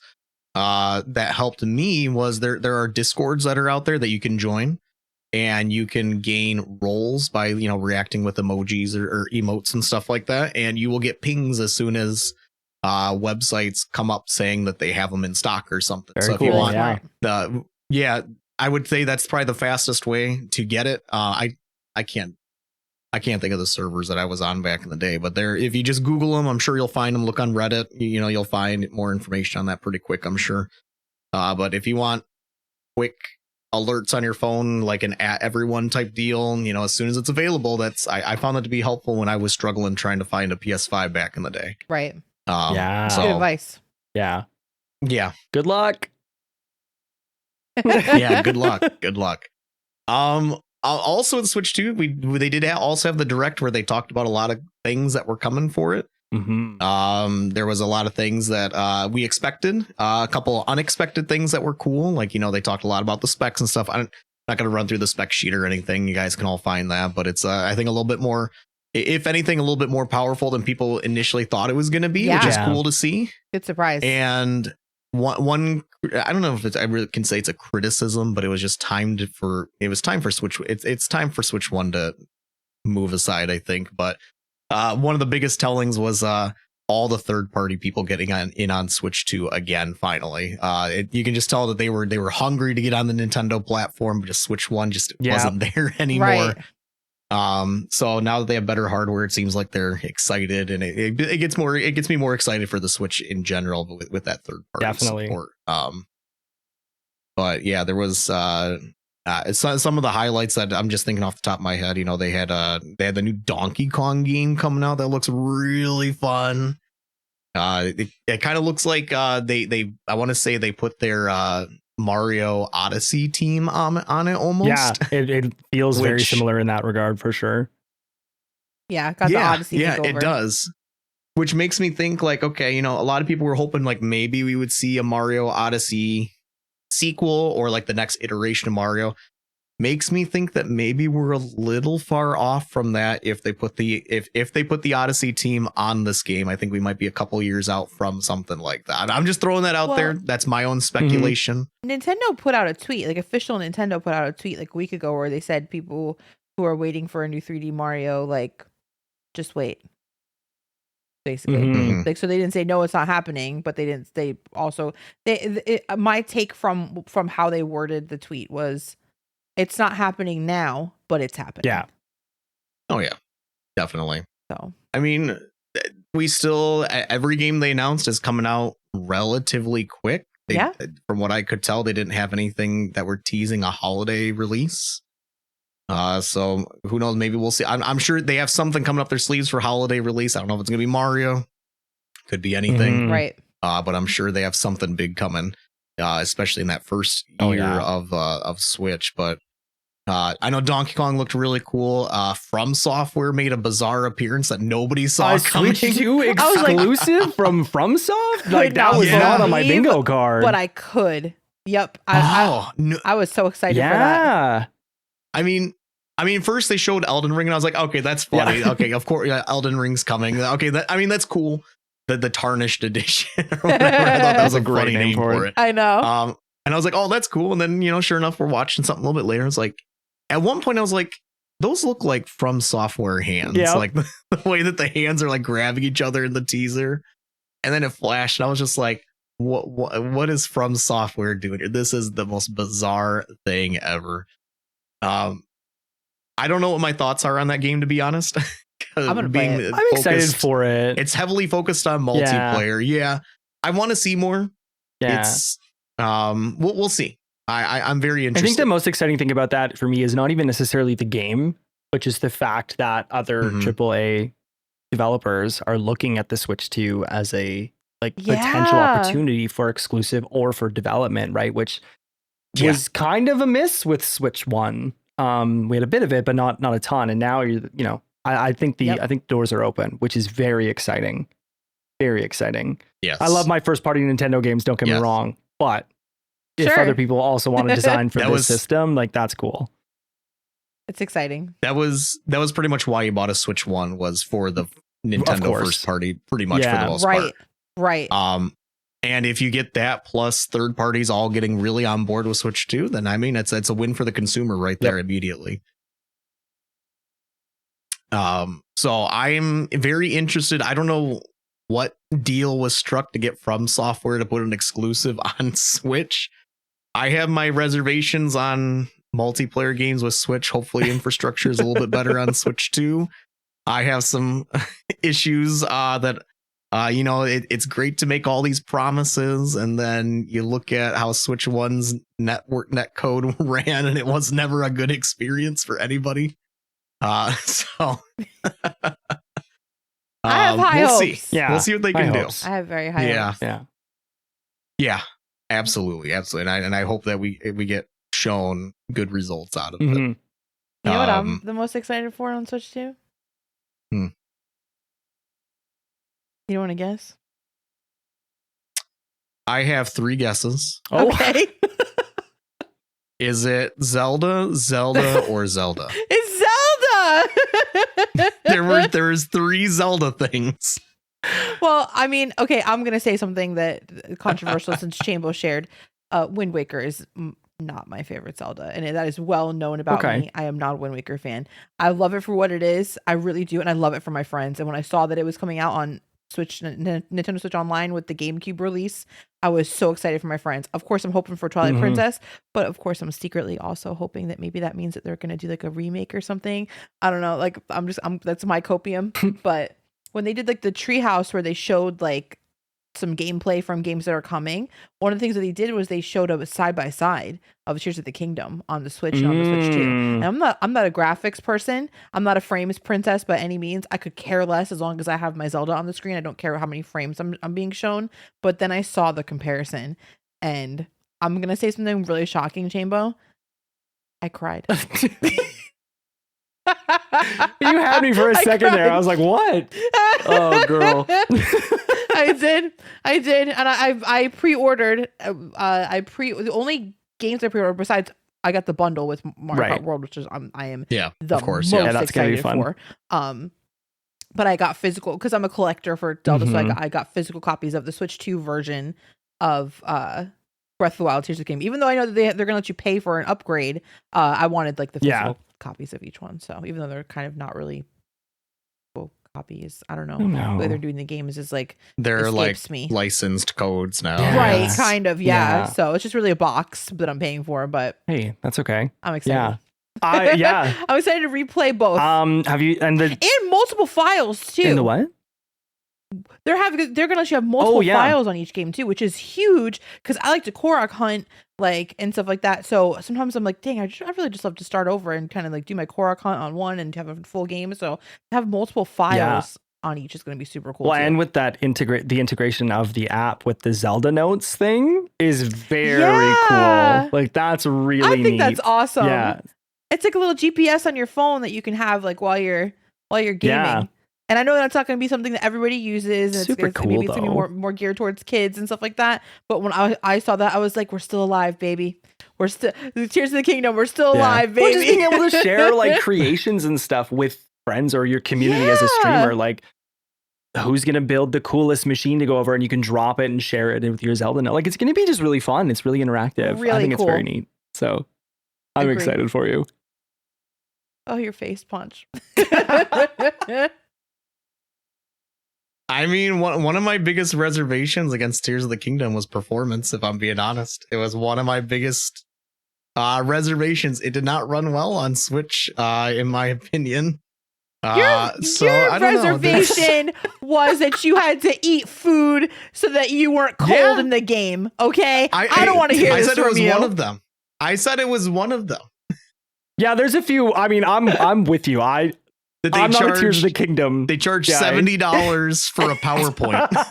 Bye. I'm excited. I mean, I kind of had an idea that they were going to go in there and talk about, hey, look what you can do now with these games that you love.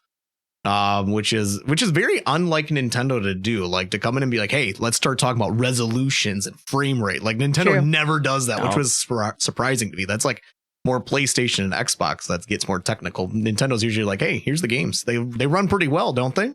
See that mountain out there? You can climb it. You know, that's what they say. Right. So to see them get a little technical was interesting. Yeah. I think it's really interesting that I know I didn't say I was going to go down the spec sheet, but I think it's really interesting they're putting 120 frame per second screen on the Switch itself. That seems a little excessive, and I feel like might have boosted the price more than it needed to be for games that most likely won't take advantage of that. But we'll see. I think only the first party will for the most part. But I think that's an interesting choice. I'm cool to see that technology. I like running 90 frames per second on my Steam Deck, so I kind of like that higher frame rate, of course. But we'll see what the 120 what they're able to long term pull off. And at least with it being variable refresh rate, it'll feel smooth regardless if we're hitting that high point or not. Yes. So I think that's a big win on the tech side of it. But exactly, I'm just excited for I'm excited for the games. That's my thing. But I'm gonna pretend I know what that variable 100%. Thing meant. I have no clue what that meant, but I do play handheld a lot. So you'll know everything will look smooth and feel smooth. Yep, it'll blend it. It'll blend it. What game are you looking forward to the most, Chambo? Like on Switch 2 or just in general? Yeah, Switch 2. Okay, so I think right out of the gates is probably that's like coming is probably Metroid Prime 4. So I'm really excited for that. I love the Metroid series. Obviously, when they bring out a new Mario or when Silk Song comes out, I'll buy Silk Song on every platform. Doesn't matter. So things like that. And also, to be honest, Tears of the Kingdom, because I tried to play Tears of the Kingdom on my Switch when it came out. And I was like, everybody's like, this is the best Zelda game ever. Love it. It's so good. And I'm not trying to like poo-poo your game. I'm really not. But I was like, this just feels like more Breath of the Wild. And I wasn't over the moon about it, so I haven't really played it. But now that it's coming out and I saw that comparison that you're talking about, it looks amazing. Gorgeous. And I'm really excited for some of the things with Zelda notes. So I was like, I'm actually kind of excited to play the game now that it's been a while and it's going to look great, hopefully, and run smooth and all that. So that's on my list. I get it. When they announced Tears of the Kingdom, the first thing I said was, if this is Breath of the Wild 2, I'm 100% okay with that. And it is, and it's okay to say that it is, because it is. But they took everything wrong with Breath of the Wild, and they every fix I ever could have prayed for was fixed in Tears of the Kingdom, plus more. So I get where people are coming from. That open world is not my Zelda. That's not my Zelda. Like I understand that's not your Zelda, honey. Like for real, I get it. But it was a whole lot of people's Zelda. And I think Tears of the Kingdom is a great game on its own, for sure. Even if it's a kind of like a very similar to Breath of the Wild, but it just the quality of life. I think like if you never play Breath of the Wild, you're gonna love Tears of the Kingdom. Yeah, for sure. I would agree with that.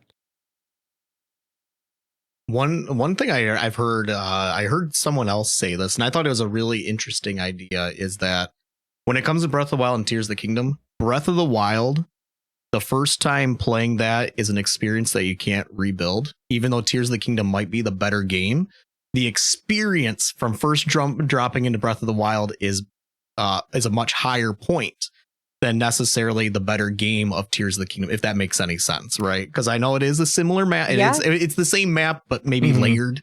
But the experience of first getting in Breath of the Wild and playing it to the end, it's like, wow, this is awesome. Even though Tears of the Kingdom might be the better game, right? Yeah.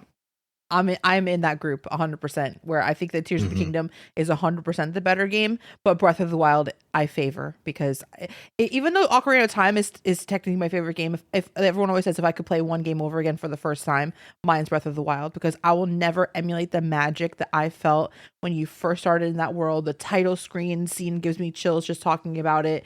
I've never felt that magic in my lifetime like that I felt with Breath of the Wild. So I completely agree with that. But I do believe that Tears of the Kingdom is the better game. There's two things real quick before we move on about the direct I want to talk about. Number one is, what the heck, Enter the Gungeon 2. Where did that come from? I know, I was thinking about you. I was like, because you were working. You were working in the direct, and I was like, "Oh my god, Pancho's gonna freak out!" But it's also, it looks so different.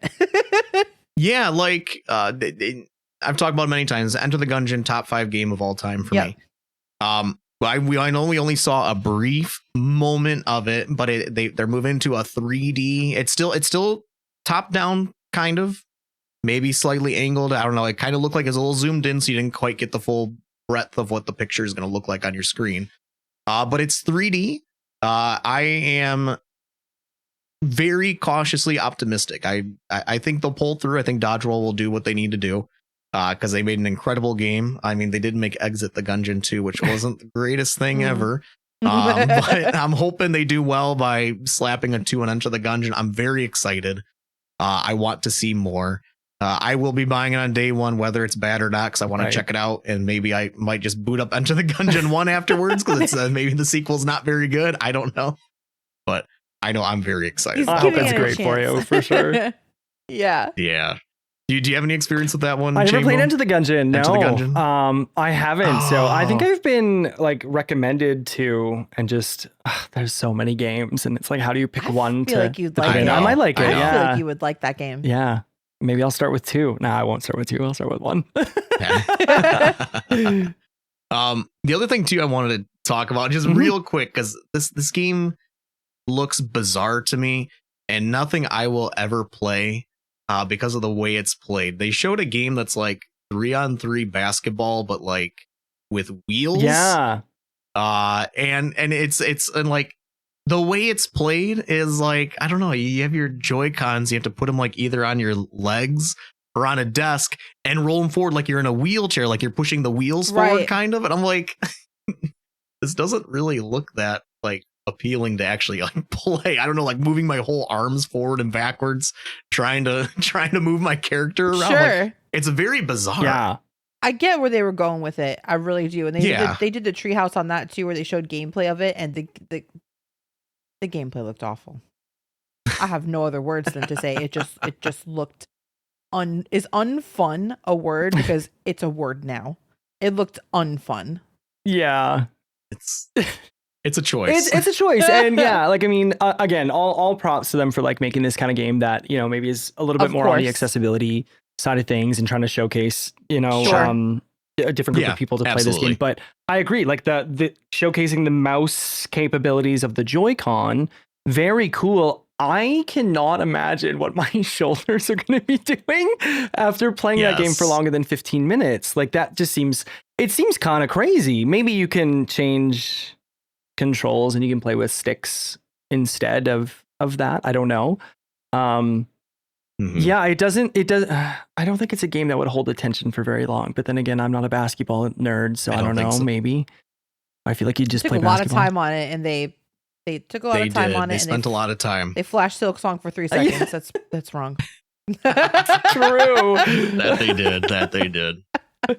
Well, that switched to, let's move on, because our time is starting to come to a close here. Well, one of my favorite times of the podcast is We do have a way that you guys can message us about topics, maybe even questions that you might have, maybe clarifications because we got something wrong, and want to make sure we set the record straight on things. But we have a phone number that people can call or text message to 402-915-1082.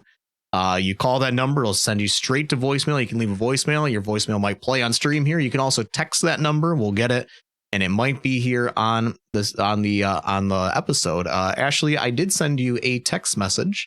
I don't think these will take too long to go through, but if you wouldn't mind reading that text message here from a listener. Text message says, "Hello, Arcade Parlor. With the pre-orders of the Nintendo Switch 2 just happening earlier this week, it made me wonder, what was your favorite console that you had in your life and your favorite game to play on that console? Thank you for taking the time to answer." Favorite console and your favorite game to play on that console. Well, I'll take the lead here because I'll be the quick one. Go ahead. Paul, just get out of the way. Just get it done. 2 seconds. My favorite console in the whole universe is the Nintendo 64. It is my favorite controller. It was the console I spent the most time on, and my favorite game. I know, I saw your new face with the controller. I know a lot of people don't agree with that. It is my absolute favorite controller of all time. And The Legend of Zelda: Ocarina of Time, which came out in 1998. It is the game that won my heart and will have my heart forever. I have nothing else to say. Beautiful question. Yep. That not surprising at all. The surprising part was that it's the best controller. Like, you remember what that controller looked like, right? That was shocking. Yes. You know my least favorite. Yes. You know my least favorite controller. I'm gonna get flack for this. GameCube. Girl. I knew you were gonna say that. I hate the GameCube controller. God forgive me. I like those that octagonal. I actually kind of like the octagonal analog sticks, the way it would click as you went around in circles. Yeah, bravo. Notches should make a return. They're great. Love it for you. Yes, love that for you. For me, this actually, I don't actually think anybody's gonna guess this, but I'm gonna say this game because I have the most fond memories of playing it, even solo and with my friends. Nintendo 64. GoldenEye. Ooh. Wow. I thought you were going to say Perfect Dark. Perfect Dark is a great iteration, but I just have more memories, I think, with GoldenEye. Even though Perfect Dark, I had a lot of fun with it. But just playing it solo, I loved the campaign. I loved getting my friends over and just playing GoldenEye slappers only, whatever, golden gun mode or something, DK mode, paintball mode, all that stuff.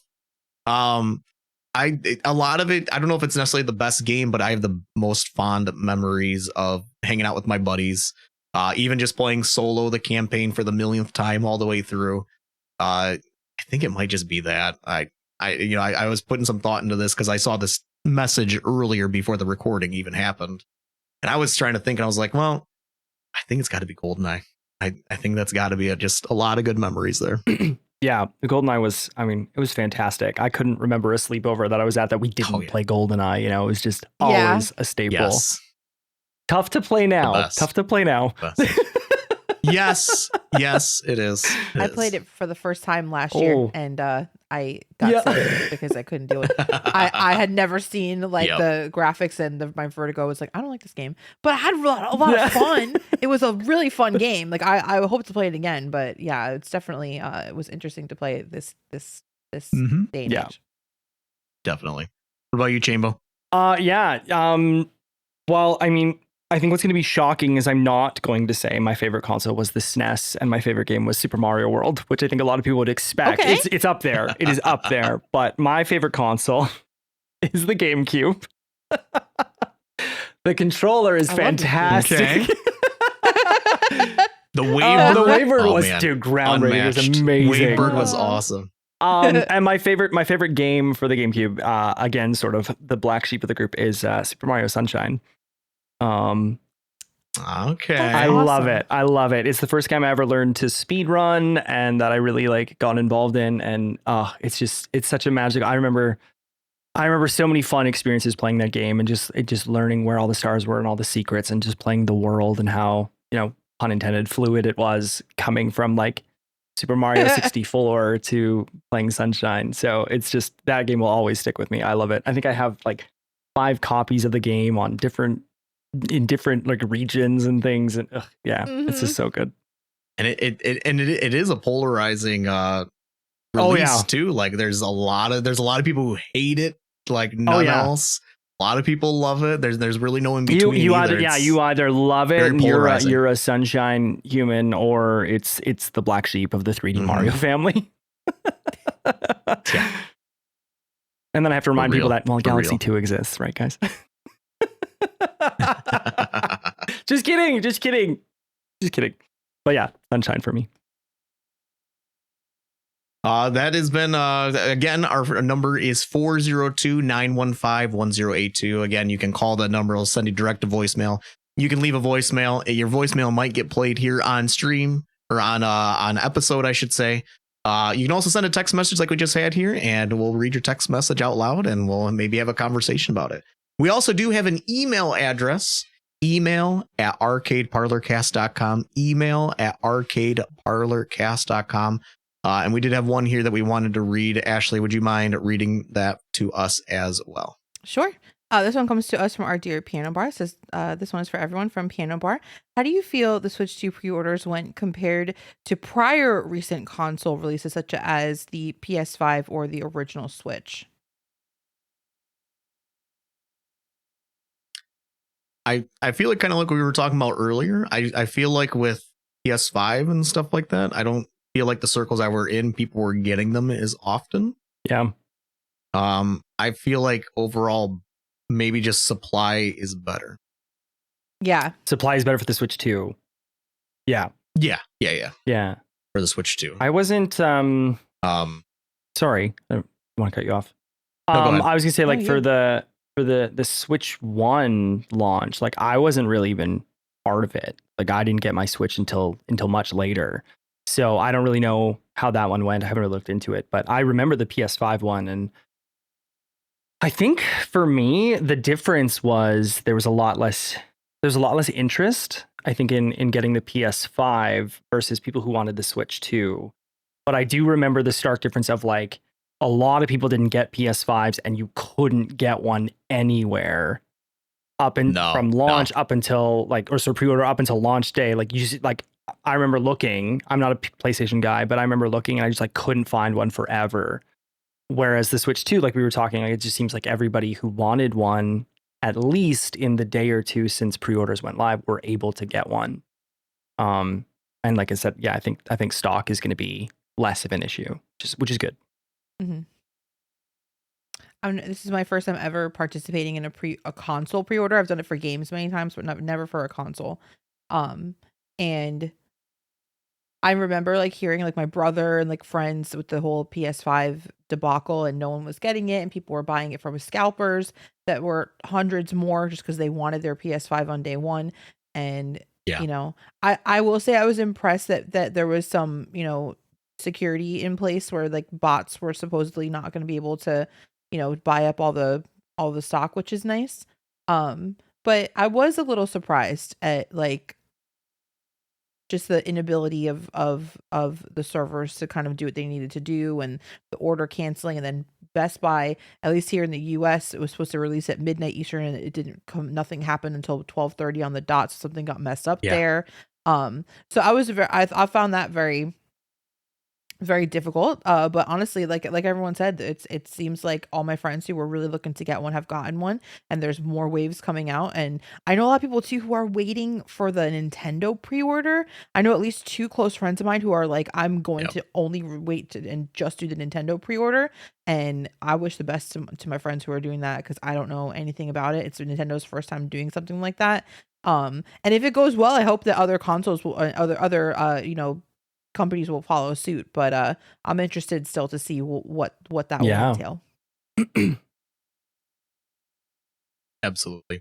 I think overall it's one of the, I know we kind of talked about all the websites just sitting there spinning, kicking people out of their carts and stuff, but the overall, like I said, the circles that I touch, it seems like everybody who was really like, I gotta get one, like it seems like everybody, I mean, I know I'm probably excluding somebody, forgetting somebody, and I apologize for that, but I mean, it kind of seems like pretty much everyone's getting one. If you haven't yet, keep don't lose the fight. It kind of seems like they just keep coming out in waves from what I'm seeing on via different social media platforms and stuff. So hopefully you'll get one.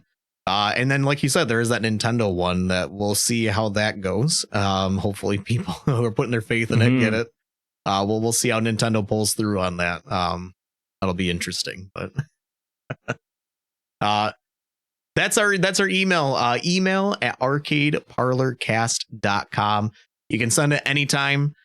Before an episode, I read it. I'm the first one that always reads these, or he listens to the voicemails and kind of filter them through for what I think would fit well for the podcast here, or it might even just be delayed till another episode because we have a couple that come through. So send something in, and you might just find it here on an episode. With that, we have one more section here that we're going to go through real quick here towards the end of the as we close down here. I like to go around the room here. Everybody can do a little bit of self promo, kind of tell people, hey, here's where you can find me. Here's some cool projects I have coming up. Because, we, us who are on here on the usual, me and Ashley, we always have something going on in our channel. We have our guest on here. We want you to go check out our guests. We got a great time for them to tell you what they're going to be doing coming up here that might get you excited. So let's go ahead and start in the usual order I go through. Ashley, you're the first one on my screen. So why don't you go and do a little bit of self promo here and before we close out. Before I start, I'd like to say that I get made fun of a lot because I take notes on what on what I say for self promo. And people are like, don't you know when you stream? No, I don't. Okay. I'm busy. I don't know. You can find me at twitch.tv/Ashley_FL with 2 E's. Or you can go to ashleyfl.com. You can find all my stuff there. I'm streaming Tuesday, Thursday, Saturday, and Sunday, baby. Doing all the Mario Kaizo, doing Invictus, going through Candy Shop right now, doing Tropical Freeze, Zelda Ocarina of Time randos. I'm going to be on the front page of Twitch this Tuesday. Let's go. The day after the episode releases. Yep, doing, It's going to be Tuesday, the 29th of April. I'm going to be on at 7 p.m. Eastern. I'm doing a retro Disney Sega showcase. Ooh. That is my plan for the day. I'll be doing Fun. some Bell's Quest speed runs. That is the first thing I ever streamed on Twitch. Do some Lion King, some Aladdin, whatever the night brings us. But everything I'll be playing is going to be on my original cartridge that I've had since childhood. Aww. Everything's gonna be on original cartridge. So that'll be super fun. Also, my birthday's a week from today, Saturday, May 3rd. So I'll be having a little birthday party on stream, 7 p.m. Eastern time on Saturday, May 3rd. That's it for me. But before my time is up, I just want to say quickly that I really meant what I said, that Chambo is a really, really huge role model for me. He was so kind to me from the day that he met me. He was supportive of me. The inclusivity is incredible. The community there is full of people who are going to be so welcoming to you and so happy to have you there. So if you've never checked out a Chambo stream, let today be your day, baby. Go give Chambo a follow, and you will have fun from day one, I promise. Oh, thank you for that. That's very sweet. I appreciate it. Of course. Let's go right to Chambo then. That's kind of a good Let's do it. segue right into you. Why don't you tell our people where they can find you? If you have anything cool coming up, now's your chance. So where you can find me, we've talked a little bit that I do stream full time and create content. So Monday through Friday during the day, I'm live over at twitch.tv/Chambo_. And it is Chambo, rhymes with rainbow. It's not Chambo. But I'll answer to both. TTV Chambo_. We're multi-streaming as Ponch led to earlier. So we're live on TikTok and YouTube at the same time. YouTube, the channel is Chambo TV, and I believe that's the same handle on TikTok as well if you prefer to watch in mobile. So live streaming there. Similar to Ashley, lots of Kaizo stuff. We're dabbling into some variety. If you want to check out this crazy La Mulana game come hang out, it's wild. Banger music though. Banger music. Yes. As far as what I've got coming up, we just kind of got done with the subathon, so no major events are planned, at least for content that way. But as spring and summer hit up here in Canada, I'm actually starting kind of a new endeavor. We alluded to that. I have a motorcycle and I am going to be starting a new channel of moto vlogging. So showing some of the rides that I go on, some of the the Alberta Rocky Mountains here in Canada, and just kind of talking about a few things while we do that. So stay tuned for that channel and some of that content, if that's a little bit more of an IRL look into me, which I think will be really fun project for me. Wow. Really cool. That'd be it's awesome. gonna be neat. That's awesome. As for me, twitch.tv/Pancho Taco. Lately been, like I said, jumping into a lot of Minecraft actually. So we do have a Minecraft community server. If you want to be on that, stop by the stream, find out how to get in there. You got to be a Discord member. It checks, so it's just an easier way for me to see who's joining and stuff like that into the Minecraft server. So you do got to be a member of my personal Discord and stuff with those checks to pass. But come stop by if you want to be a member of that. It's active every single day. A lot of people having a great time. But you can find me on, Twitch, Sunday, Monday, Wednesday, Friday, 9 p.m. Eastern. That's where I'm at, doing a whole bunch of stuff. As for what's coming up, I guess I am coming up on an anniversary. You are. When I look at the calendar, I think May 9th is an anniversary, like 4 years on Twitch or something like that. 4 years, yeah. Yeah, I look at that. I'm like, oh, okay. I guess I got to plan something out here. So stay tuned. I'm sure something's coming up soon. It kind of snuck up on me. Like I said, lots going on the personal side of life that, made me have to reschedule Chambo. But anytime. And time has kind of eluded me a little bit. But yeah, that's where you can find me. This has been episode 31. Chambo, thank you so much for joining us. I hope you enjoyed your time. I had a blast. You guys are incredible. Thank you so much for just even thinking to have me, and the conversation was great. I really enjoyed it. So thank you again. It was great. Thank you. Yep, thank you so much. As for our listeners, we will catch you again in May. We will have a date for you soon. Stop by me or Ashley's stream if you want to get exact dates. We'll have stuff out there for you pretty quick here. But until May, we'll see you all across all of the different platforms we have out there. Adios, everybody. Enjoy your night. Whenever you're listening to this, enjoy your night, your weekends, your month, whatever you're doing. We'll catch you next time. Adios. Bye-bye. Bye.